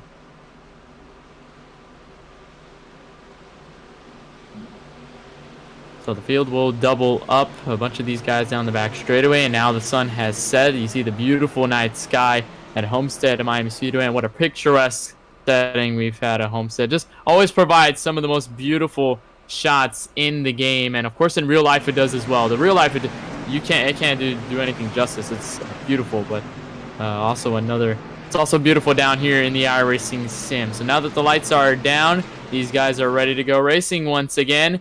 Green flag will come out at lap number 72 at the 52 discretion. He does so. Green flag is back out at Homestead. Saw the cars behind him down a bit early there, but Liam Sheen, performance Sheen, continues to lead as it looks like the 04 Ezekiel Reyes will look to his inside. Not exactly going to be able to get his quarter panel, but down the backstretch here at Miami. We got another caution. Racetrack yeah. here. Yeah, another yellow. We're gonna see what happened there between the might have been the drivers between the top 15 and 20 or so. Still haven't gotten an exact look on what happened there, but of course we'll give you the replay and see exactly what went down to cause this yellow. I believe the 8th caution of the night. So we'll see these guys down in the back. We'll show the replay. These guys going three wide. Eli O'Quinn, Kevin White, there's Jackson Steiner. Kind of see what happened there. I'm not sure exactly what. I can't really see exactly what went down there. Yeah, it's tough. Yeah. Another tough look. Yeah, especially if these racks are scattered. Well, we're very limited to looking at replays here, but especially if it's further in the back. I mean, we'll take a look. I honestly don't know if this is the real wreck, but oh boy. Oh yeah, I think that might have involved Jackson Stein between those guys there. I think that might cause yellow. I think that might have been what happened, but we have an Ask KBRN question down in the YouTube chat by LVB. It says, does it help to see tracks in person to be a better driver? Charlie, what do you think about this? Well, I think experience is key. Especially, if you see that track in real life, you definitely have a good idea of what it looks like and how the corners are banked. And you definitely get a view like none other that the iRacing service can offer. So, yeah, I think in some cases it could help. You can definitely see the grooves a lot more detail in real life, and obviously iRacing is laser scanned to millimeter accuracy. So, it can help in some cases. But we have another Ask KBRN question from Silent Serpent. Can we get an Ezekiel Rise update? Well, Ezekiel Rise is currently sitting in 2nd place. Started 5th, gained 3 spots, so he's sitting in a pretty good spot right behind your leader. And we saw he got to the back bumper down the down the back straightaway. So he's having a pretty good day so far, and he's hoping to have a good finish to finish it all. Yeah, he started P5 when we went green for the first time here at Homestead, and he really hasn't relinquished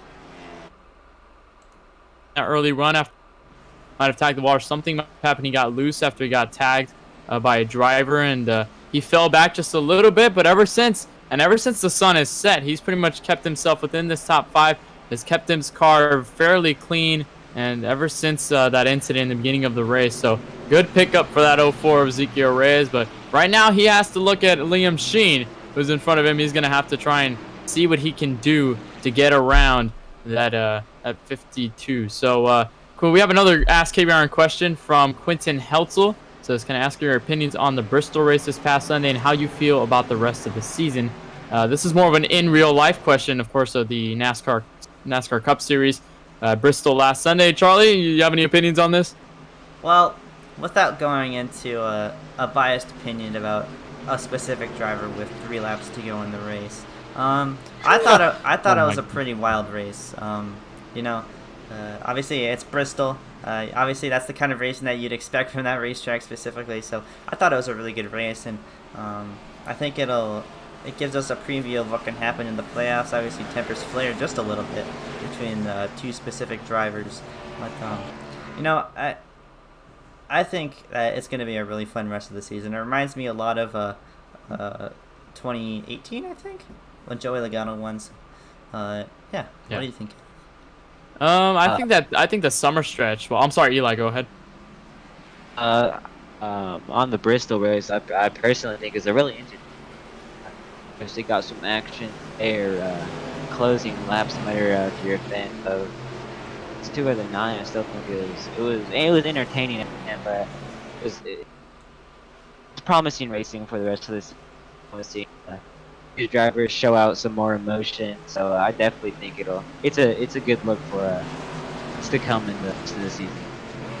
Yeah, for me, watching that Bristol race on Sunday was a lot of fun. There was a lot of. It felt like Bristol of old, and Bristol is obviously a very fun track every time the Cup Series slides down to Tennessee to get that racing in at Bristol. And I think the summer stretch is really going to show who's going to rise to the occasion come playoff time once they get around to that. I know that the whole pandemic has kind of altered NASCAR's schedule, but still the competitiveness stays with NASCAR, and the competitiveness stays here between Liam Sheen and Ezekiel Reyes. They'll line up on the first row as the pace car will come off on a restart for lap number 77. They'll lead the field to green, and a big checkup between these guys up front.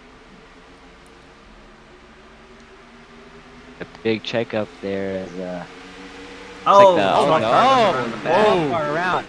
That might bring out another caution. I hope it doesn't. Please don't. But anyways, up front, Ezekiel Rice was clear for the race lead, and he does take it down the back straight, but looking 3 wide, the 77 fighting that race car off of the corner, and yet again, another caution. Another yellow on the racetrack. The cautions are breeding the cautions, and looks like the driver went around back there. I think it was the 12 you mentioned that went around. I think he was kind of under the apron before the yellow came out, but now the yellow has been flown once again for the 9th time this season, and we're not used to seeing a lot of green flag runs, especially at places like Richmond where we had 17 yellows before we kind of get to the end of that, and we went through, I believe, 2 green-white checkers, and we'll kind of get a replay and see exactly what went down there. I'm not exactly sure what happened. We're going to try and find out what happened. I believe it might have involved the 54 of Grayson Trexler. These guys behind here. We'll see exactly what went down between these guys. Oh, look at James J.J. Hill, who was up on the apron. I think he might have been involved in that. Yeah, you see him getting loose, and it was saving the car and then gets into the 19. That definitely would have triggered that yellow. So, yeah, I think that was the cause of the yellow. J.J. Hill was down on the bottom. News from race control. Grayson Trexler has been disqualified from the session. So, yeah, that was a decent run for him. He was kind of running up front with those pit stops. And speaking of pit stops, those guys on pit road right now. I think Liam Sheen is down there. Liam Sheen is not down there. Okay, he's not down there. Well, I couldn't see his car for a second. He was kind of fighting for the lead. He just fell back a couple spots. So my mistake on that one. No worries. While we're under caution here, we're going to go ahead and slide ourselves aside for yet another commercial break. We'll see you guys on the other side, but you're watching the Bundren Lawn Care Series Cup Series at Homestead-Miami Speedway for race number 3. When we come back, we'll go back green flag racing with just under 20 laps to go. So we will see you on the other side.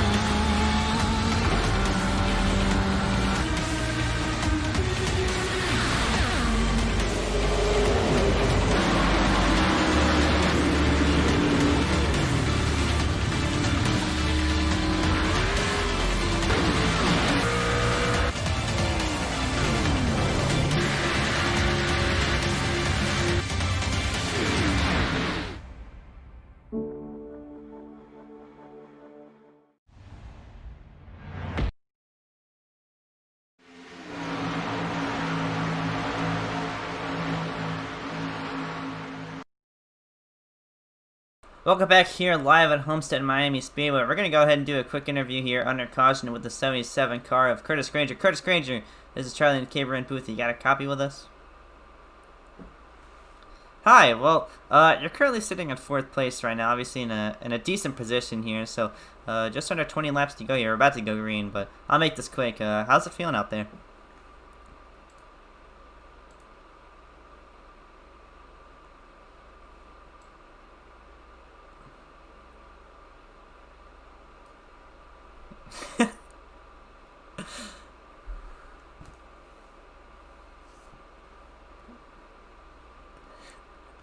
Well, a bit of issues in that 77 car. Personal issues, I guess you could say. But we're about to go green here. I'll let you go here, and we wish you the best of luck.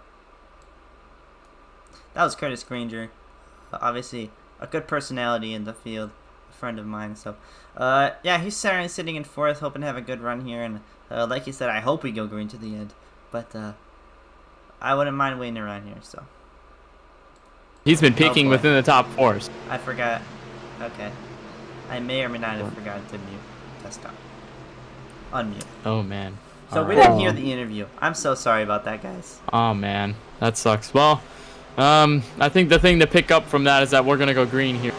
Curtis Granger in 4th place, so he has a good shot at taking the win tonight if we stay green from here on out. Just about 19 laps left remaining. The green flag will come out. Ezekiel Reyes will leave him to green. He takes the green flag on lap number 82. And a bit more aggressiveness here. A lot of cars fading almost down to the apron there. That was close, but Ezekiel Reyes up to the race lead. Liam Sheen trailing right behind. And Joseph Costello had some pretty strong performances in the last 2 races. Looking for more. Yeah, look at Blaze McKinney down in the back. He's looking to get back into the top 10 to reach back to the front where he was this entire race. But so far, he's kind of struggling to see a car on the wall. That's the 46 in the wall. Won't be enough to trigger a yellow. He doesn't go around, but still green. Ezekiel Reyes, Liam Sheen. Liam Sheen might make a move down to the low side. He is peaking every single lap, and you see some pressure right there from Preston Cope and the 60 of Joseph Costello. And it is go time here. This could be the last green flag one for all we know. Blaze McKinney is kind of out of the picture right now. Or, well, he is just outside the top 5, so it's going to be a challenge for him as being the fastest car all night. It's going to be a challenge for him to try to get back up to the front, but Liam Sheen trailing closer and closer. We'll see if he makes a move within the last 20 laps.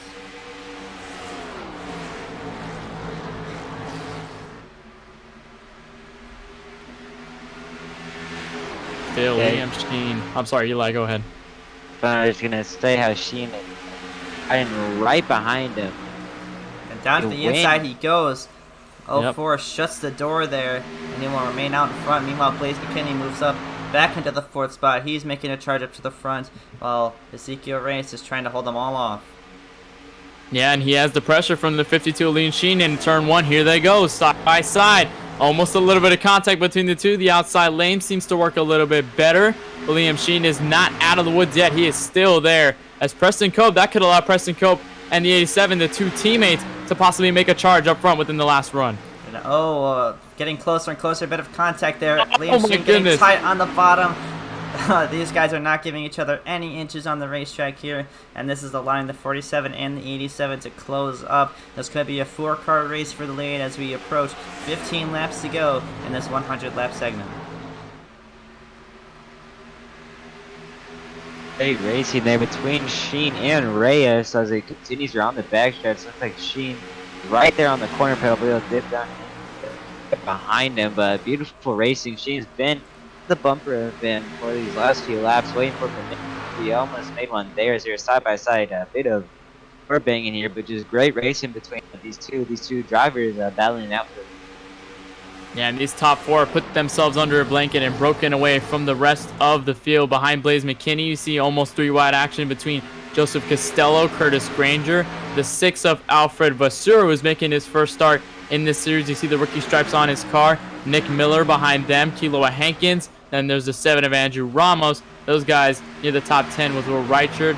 Those guys round out the top 10 so far, but still battle for the race lead again. Liam Sheen down to the inside of Ezekiel Reyes as we approach 12 laps to go in this event. Liam Sheen just can't make the bottom of that racetrack work. The only way he can make it work is if he pushes him up the racetrack, or at least goes a lane up there, as we saw him try to do in the corner there. And side by side down the back straight, they're going to be pretty even here. But we'll see if the 47 can help either one of them. If he helps the 34 down into the corner, he will have the advantage. But here he goes. Liam Sheen with the advantage, with the nose out front.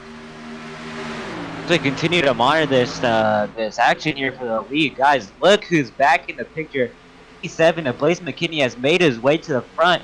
But look at him go. The car is span out to the bottom, but it's McKinney after a wreck, shuffling back to like 20th is back here. Whoa, we have contact between the 04, Sheen and Reyes. Playing at it 3 wide off of the back, off of turn 2. Down the no! The 47 gets hooked by the 34. The 47 makes contact with the 4. Oh, a bit of the 60. Yellow. Yeah, that'll cause a yellow. Oh my goodness, tough break for the 47 of Preston Cope, who was right in front of Blaze McKinney, was giving him the push down the back straightaway. Liam Sheen gets into him, and then that sends him around and gives the 04 some damage. Oh boy, that was a wreck. Oh my goodness, I don't even know what to say. Yeah, I'm out of words right there. Yeah. We saw 3 right for the race lead. Blaze McKinney went to help out his team at the bottom. A bit of contact there. And Liam Sheen just kept coming down and hard into the wall. And just... Oh, wow. And, the 47 car just overcorrects into the outside wall. A lot more cars collected. And this is going to push us into a late race stretch here. We're going to have about just over 5 laps to go when we go back clean. But look who's back up front. That 87 car of Blaze McKinney is now back up front. These cars right behind him are going in for tires. Yeah, and they might go for some damage repair. You see how hard the damage was for the 52 of Liam Sheen. He has the entire front bumper ripped off, but the rest of the field decides to pit. Blaze McKinney stays out. Glenn Bundren also stays out. These guys could be making a good run. They might be staying out to give that last hope to kind of make a move for the win within these last 10 laps. Yeah, if we see only the top 4 stayed out. So these guys are on above 10 lap old tires. Larry Mack mode again. But beyond the top 5, these guys are getting fresher tires. We're gonna have a good bit of laps to go in the race. Late race caution. They're gonna be charging up towards the front. As you see, Liam Sheen gets his fast repair. So these guys are gonna be the hard chargers in this last stint.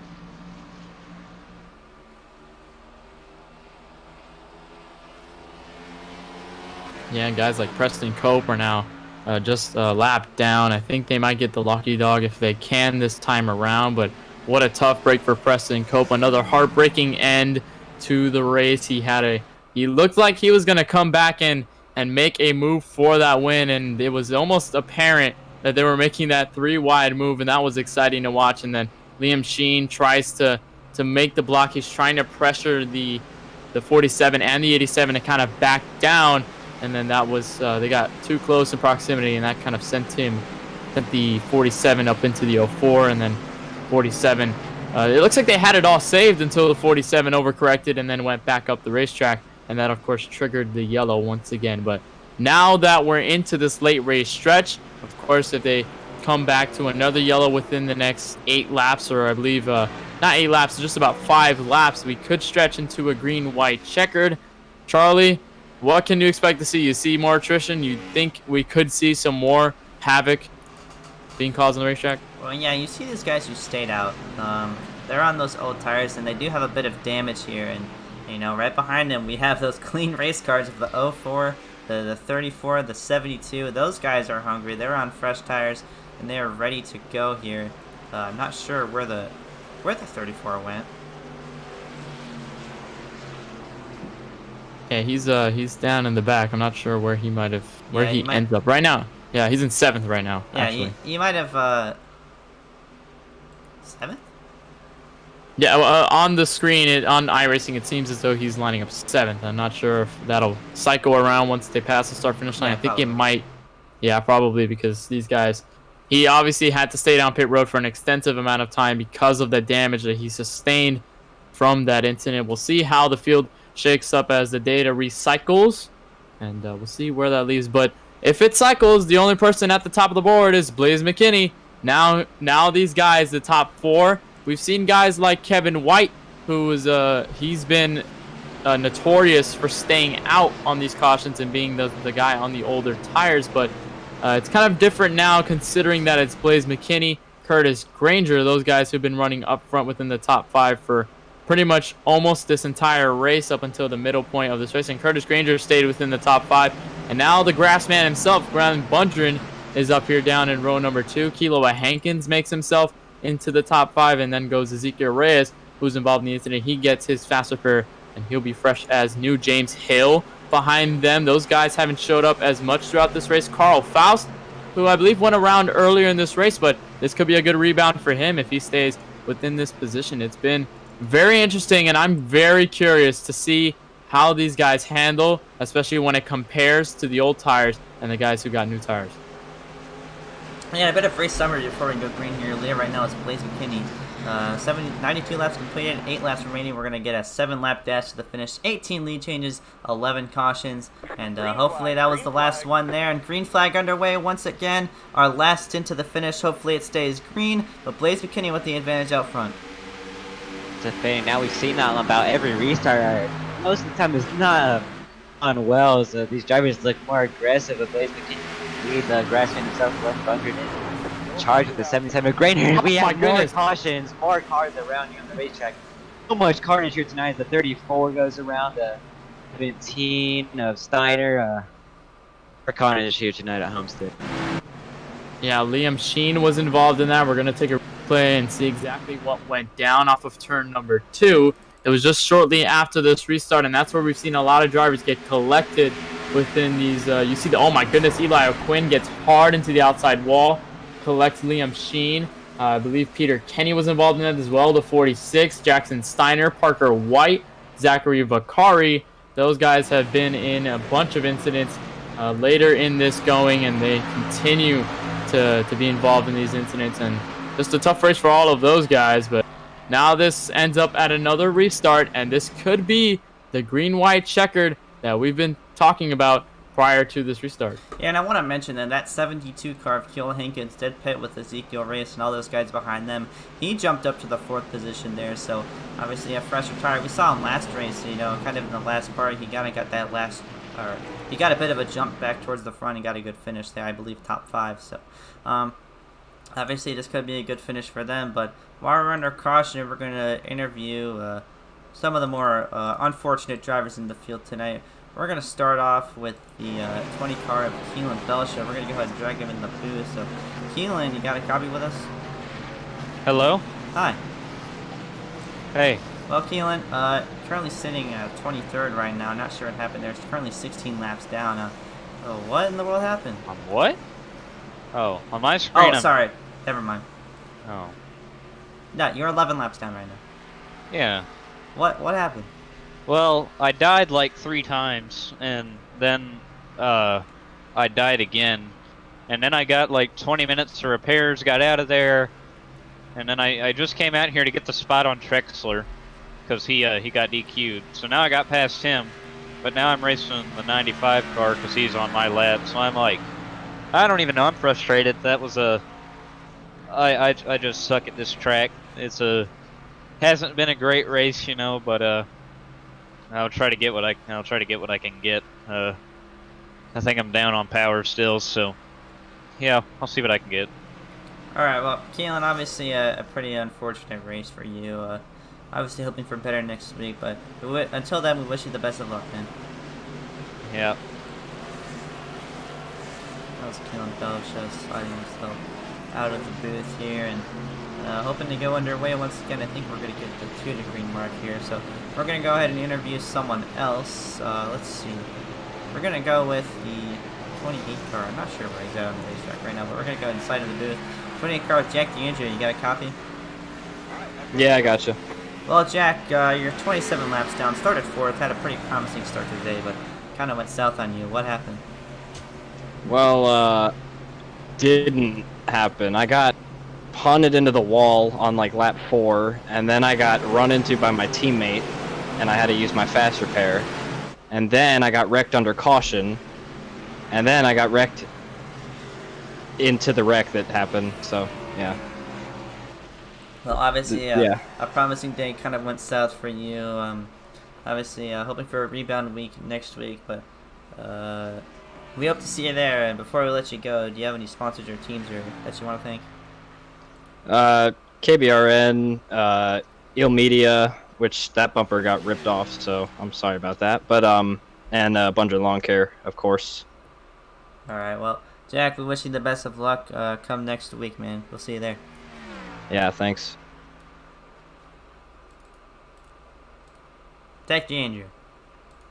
Yes. I agree. Yeah, we're gonna get. All right. Yeah, we're looking to get a green white checkered here. Blaze McKinney's gonna lead him back to the green flag. Yeah, the field doubles up. We got the 1 to go signal, and one of the things I wanted to note on that last restart was you saw how much the guys with newer tires were comparing to the guys who stayed out, and guys like Kelan Hankins and not Peter Kenny, excuse me, Ezekiel Reyes.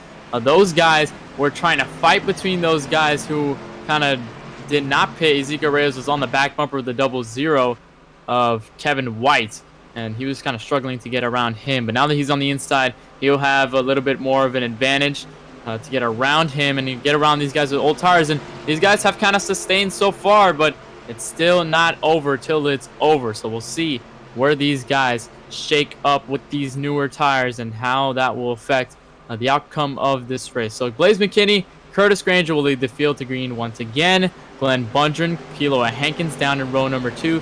Ezekiel Reyes and Kevin White in row number 3. And then behind them, the 99 of Potter and James Hill. So we'll head down to the green flag for what could be the final time. Green flag back out in the air. The 87 leads them down on lap number 99. And we already got a wreck in the back, and that's another caution. The 88 car goes around, and we're going to be here a while, folks. Yeah, just another caution. We didn't hope we have any more of those here, but trouble of the very initial start. We saw the 88 car. Looks like the 09 didn't go, and the 88 was impatient with them. Chaos broke loose from there. Yeah, it looks like a checkup between those guys that kind of sandwiched Nick Miller in the middle, and then he kind of had nowhere to go, and he went around on the front straightaway. So now that we have another caution, this will start the sequence of green, white, checkered. We'll go green. Once again, we'll have 2 laps. We'll go green with 2 laps to go. They'll come around, take the white flag if there's no caution, and any flag ends the race. So it'll be the checkered flag, it'll be the yellow, but the race will end after the white flag has been taken, whichever driver is in first. So we're going to start our first of 3 green-white checkered attempts. Blaze McKinney, these guys slowing down, I believe, for the pace car, and there comes the pace car just around. They were waiting for him very slowly, and still we haven't been able to see how these new tires kind of go up against these older tires, but now with these cautions, I think that advantage is kind of slipping away. Yeah, well,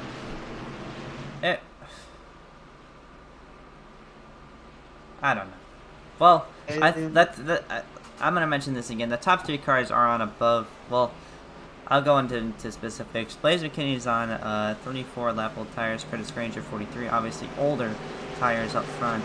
They have the 26 lap old tires for Glenn Bundren, and behind them is when we start to get into the newer tires. So you see Kelan Hankins and Ezekiel Reyes and James Hill all have the freshest tires in the field. So they only have 2 laps to try to get up to the front. So I wouldn't doubt that they're going to be aggressive on this restart and possibly pull out a win.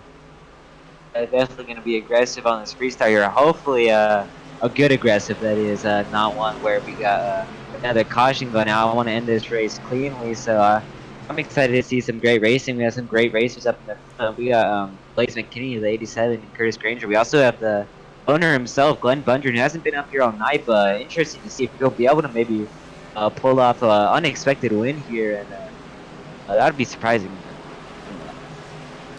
Yeah, and while these cautions continue to come out, that's even worse for Curtis Granger, which, sorry for the mishap on the interview, but he stated that he had to go to the bathroom, and he wanted this race to end under green as quickly as possible so he can get to the bathroom, but looks like he's going to have to hold it in a little bit longer. And that's 77. He will restart second on the outside lane in row number 1 once we head back green.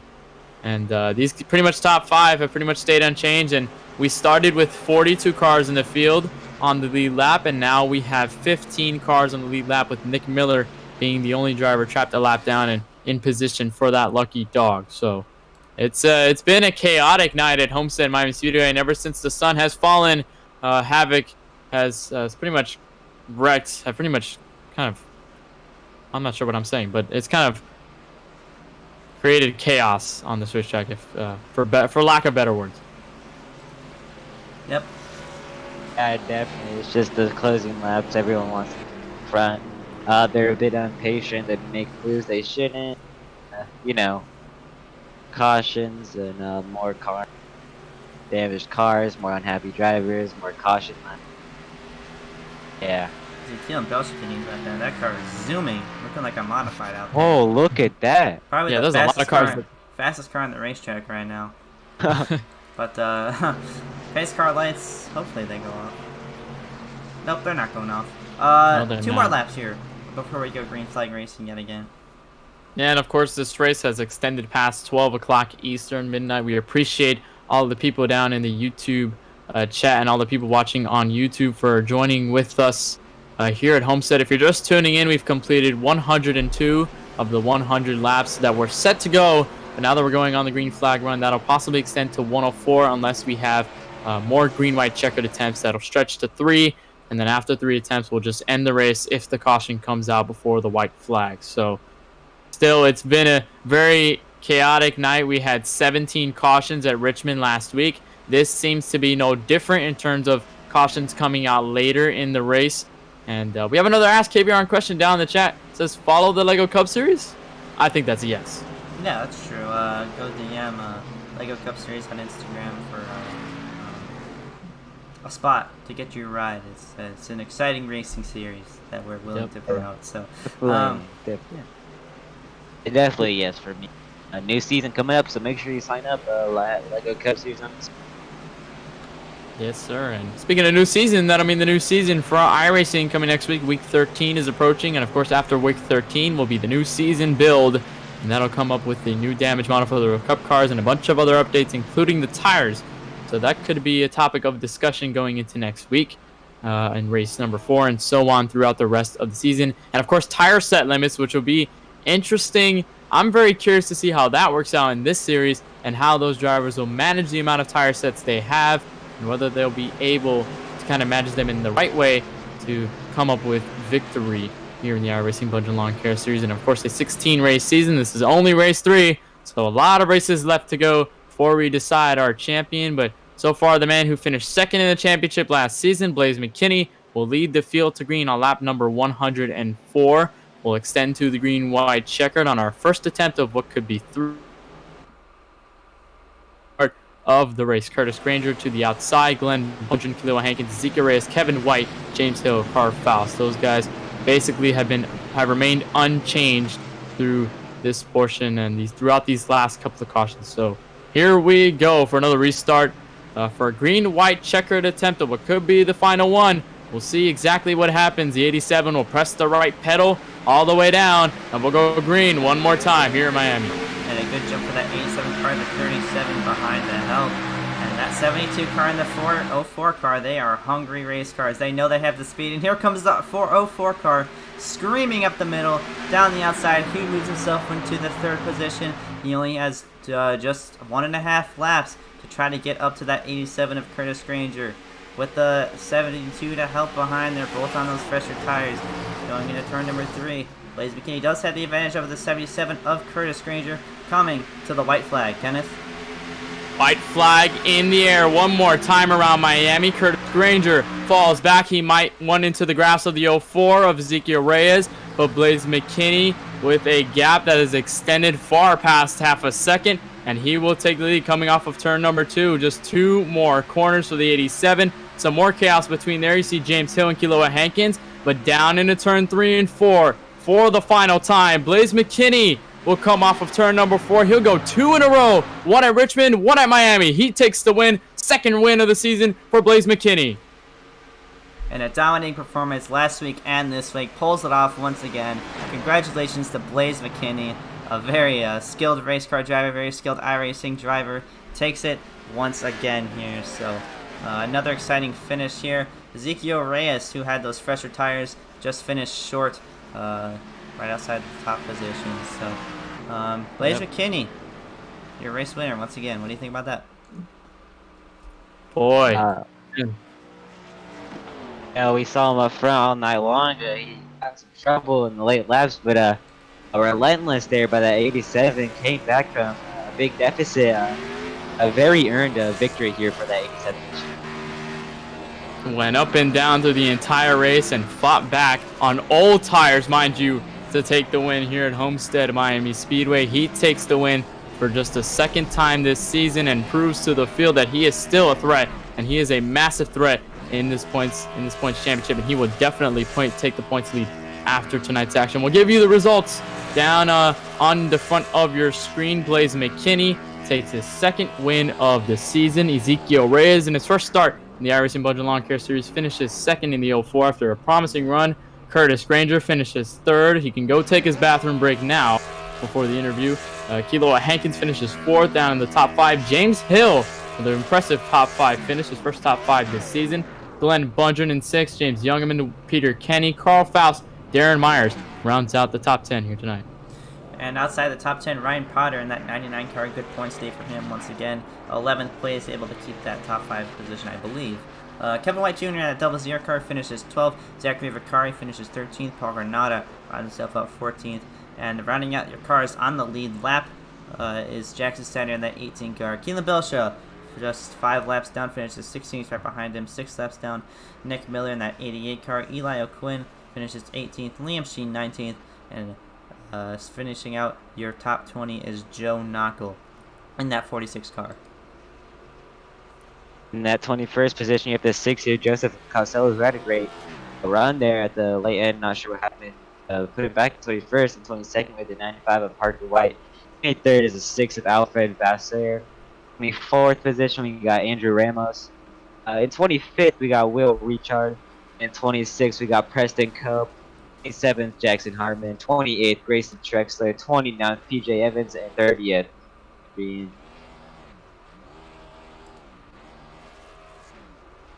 After the top 30, we have 31st on down. I'm going to go through the order. Chase Rogers finishes 31st. Mitch Hobbs, after kind of a decent run through the middle of the race, gets involved in a bunch of incidents, finishes 40 laps down. Henry Tabor, Joe Berge has an unfortunate night, been involved in multiple incidents since the green flag dropped. Tyler Alkus in his debut finishes 35th. Hunter Rupp, Shane DiMantova, Sartaj Man, Dominic Curate, PJ Merrill will round out the top 40.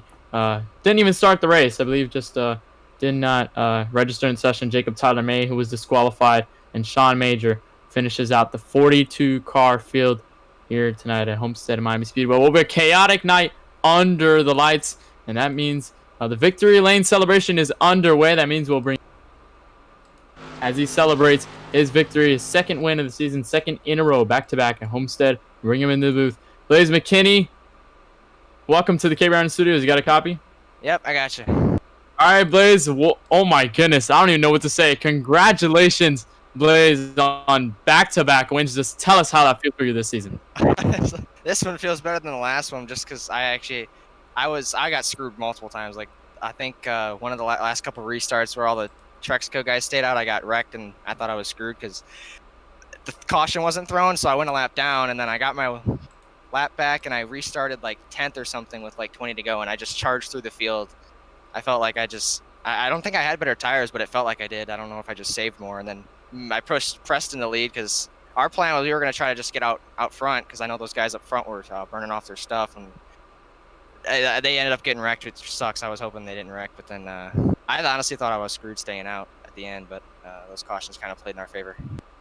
Yeah, we were talking about the fresh tires versus the older tires on those last couple of restarts. I know the couple of cautions kind of settled that down, but did you have any worry in your mind? Was there any kind of a thought that, okay, these guys have fresher tires, they might catch me within this run, or you were just kind of comfortable with your car?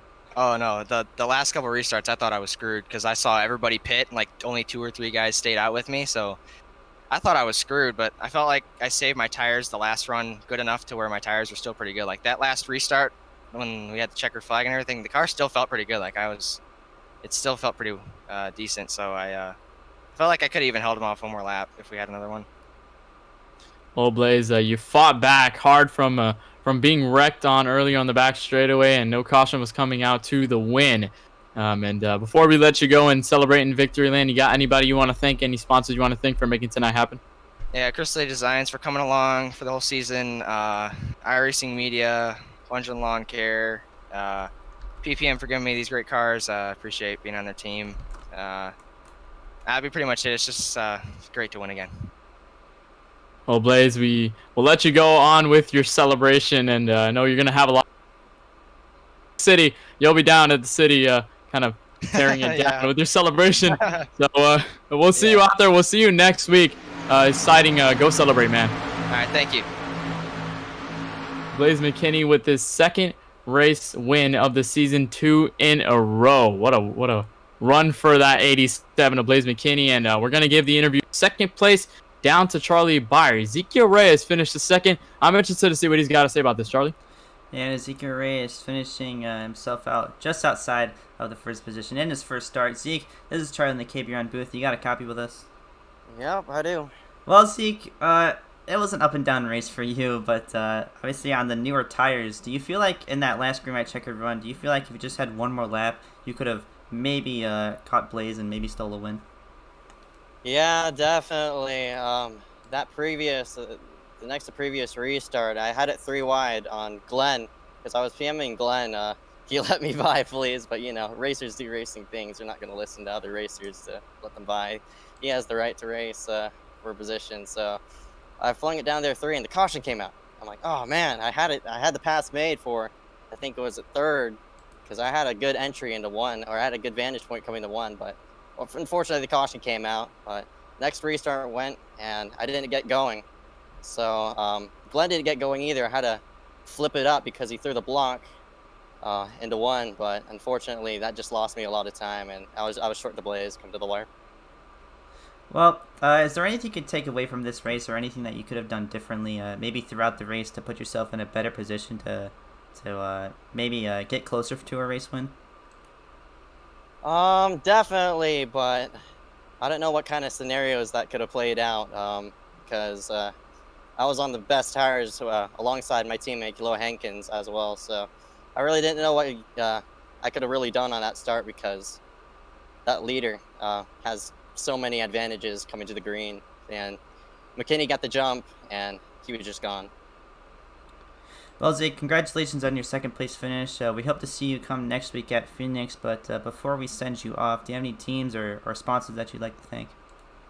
Yeah, I definitely like to thank Keyboy Racing for one heck of a machine, of course, the 88 Nick Miller, Kilo Hankins as well, and a couple of other iScar people that decided to go and hop in on the bandwagon and such, so I got to thank them. Also, shout out to Liam Sheen for that big battle there. He definitely had me beat, but unfortunately, he got that EOL and got sent to the back. All right, well, until next time, we wish you luck, man. All right, man. Have a good one. You too. As Ezekiel Reyes signing himself out of the booth. Next in line for an interview is that 77 of Curtis Granger. Eli, do you want to take this one away? I got you. All right, so into the booth he comes. Into booth, we got the 77 and Curtis Granger. You got a copy? Yes, sir, I do. Started 20 tonight. You made your way up to the front. You're kind of just staying there consistently. Could you take me through your night here tonight? Dude, I don't remember a damn thing. So I started the race, and there was a lot of cautions. And then I was on fresh tires at one point in the race compared to a lot of people. And then I got past the slower car and was catching the lead pack and was feeling really confident in my driving ability. And then a caution came out, and I was really pissed about that. So that happened. Then I was like on par with the leaders, and then just caution. We went green for a lap, caution, green for a lap, caution, green for a lap. And then like I stayed out at one point on really old tires. Blaze got by me, but the restart just kept on coming out, and I was able to fend off most of the field except for the 04, and come away with third place finish. Definitely a great third place finish. You mentioned all the cautions for tonight. Is there something as a driver out there that gets on your nerves whenever there's a bunch of cautions? Is racing not as exciting? Tick you off? Buddy, you don't even know. I normally am pretty level-headed, but I was very angry once, like, it was lap 80 and we were just getting caution after caution after caution because I really had to pee, and I still haven't gotten pee yet, so I'm going to do that whenever this interview wraps up. So, like, it was just like, I'm like, all of a sudden, I'm like confident, I'm going to do good, I'm going to pass this car. I finally get by the car, caution comes out. Damn it! And then I have to pee, and I have to think about that for the next 4 laps, and then we go green again, then it's caution, 4 laps, gotta pee. It's horrible. It was horrible. I'd like to thank my sponsors. The Sirius XM car looked fantastic tonight. All my Vag Esports teammates were really, really good and get involved in lots of wrecks. Gotta thank my team owner, Zach Vicari, along with me, Chris Granger at VAG Racing. Follow us on Twitter at VAGES. Port. I'm really tired. I can't spell. And that's all I got. I'm really looking forward to the iRacing update tomorrow with the cup cars. And woo Bundren Lawn Care. Cut your grass. Well, Curtis, I'll let you and your full bladder go and take a quick stop to the bathroom. Thanks for joining us. Anytime. That was the 77 Curtis Granger. We apologize for some slip-ups there in his language, but saying 9 years racing, looks like we'll get more interviews. Yeah, and I think Kenneth is up next. He's going to interview our 4th place driver, Kelan Hankins, so we'll send this off to Kenneth. If he's there. Yes, I am here. Right. I will bring Kiloa. All right. I'll bring Kiloa in. All right, Kiloa. Welcome to the KBRN studios. You got a copy with us, first of all? I do indeed. All right, Kiloa. Well, you and those guys, you guys put up a good fight through this end of this race, and I know you kind of had a struggling run. You started 16th, but you worked yourself all the way up to 4th. Just tell us how your strategy was going into that final stint of the race. Going through the final stint. Well, at that time, I had just blown up and had to use my fast repair. And I don't know, I guess it's just that a lot of other people had damage from already using it previously in the race. And I was just able to manage myself back up based on having a cleaner car in general. I think I just got really lucky with avoiding wrecks and such. Through the final stint, I don't know how to say this. Me and the 04 were on fresher tires and tried to go through the field, but cautions just kept coming out. So we didn't get the positions we wanted, but I'm still happy with the P4. Okay, Loa, you mentioned those cautions coming out within the last portion of the race, and there was a lot of caution. It was just caution after caution. It was kind of stacking up on each other. Did that kind of hinder your kind of performance in terms of getting up to the field, knowing you had the fresher tires and the guys up front? That's a hard question because when we had that long run near the end, that's when I gained all of my positions. But when it was just cautions, then yeah, I would definitely say that it hindered my ability to move up through there. So yeah. Well, Kilo, you finished P4 in what was an ecstatic race, a very chaotic race through the end, but it was great to see you out there running for the front position, especially on those fresh tires, carving through the field, and you certainly fought back to that spot. So, of course, thank you for taking the time to join us. Before we let you go, you got any sponsors you want to thank? I would like to thank you guys for broadcasting this. I would like to thank the whole iScar crew for just communicating throughout the race. It was a fun conversation. It was just something to keep us, entertained throughout the cautions. We were on a voice chat together, so that was fun. And I would also like to, I'm still trying to figure out what the sponsor is on my car. So, yeah.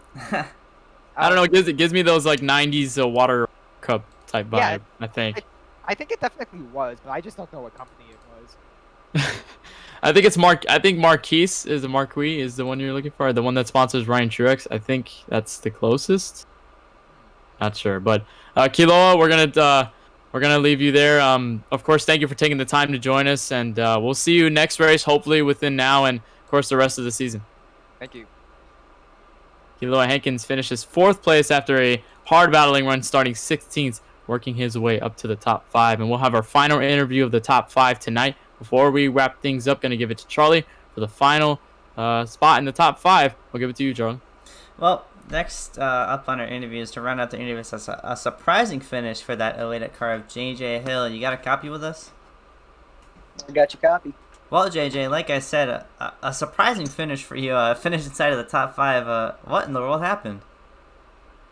It was the most up and down race you could ever imagine.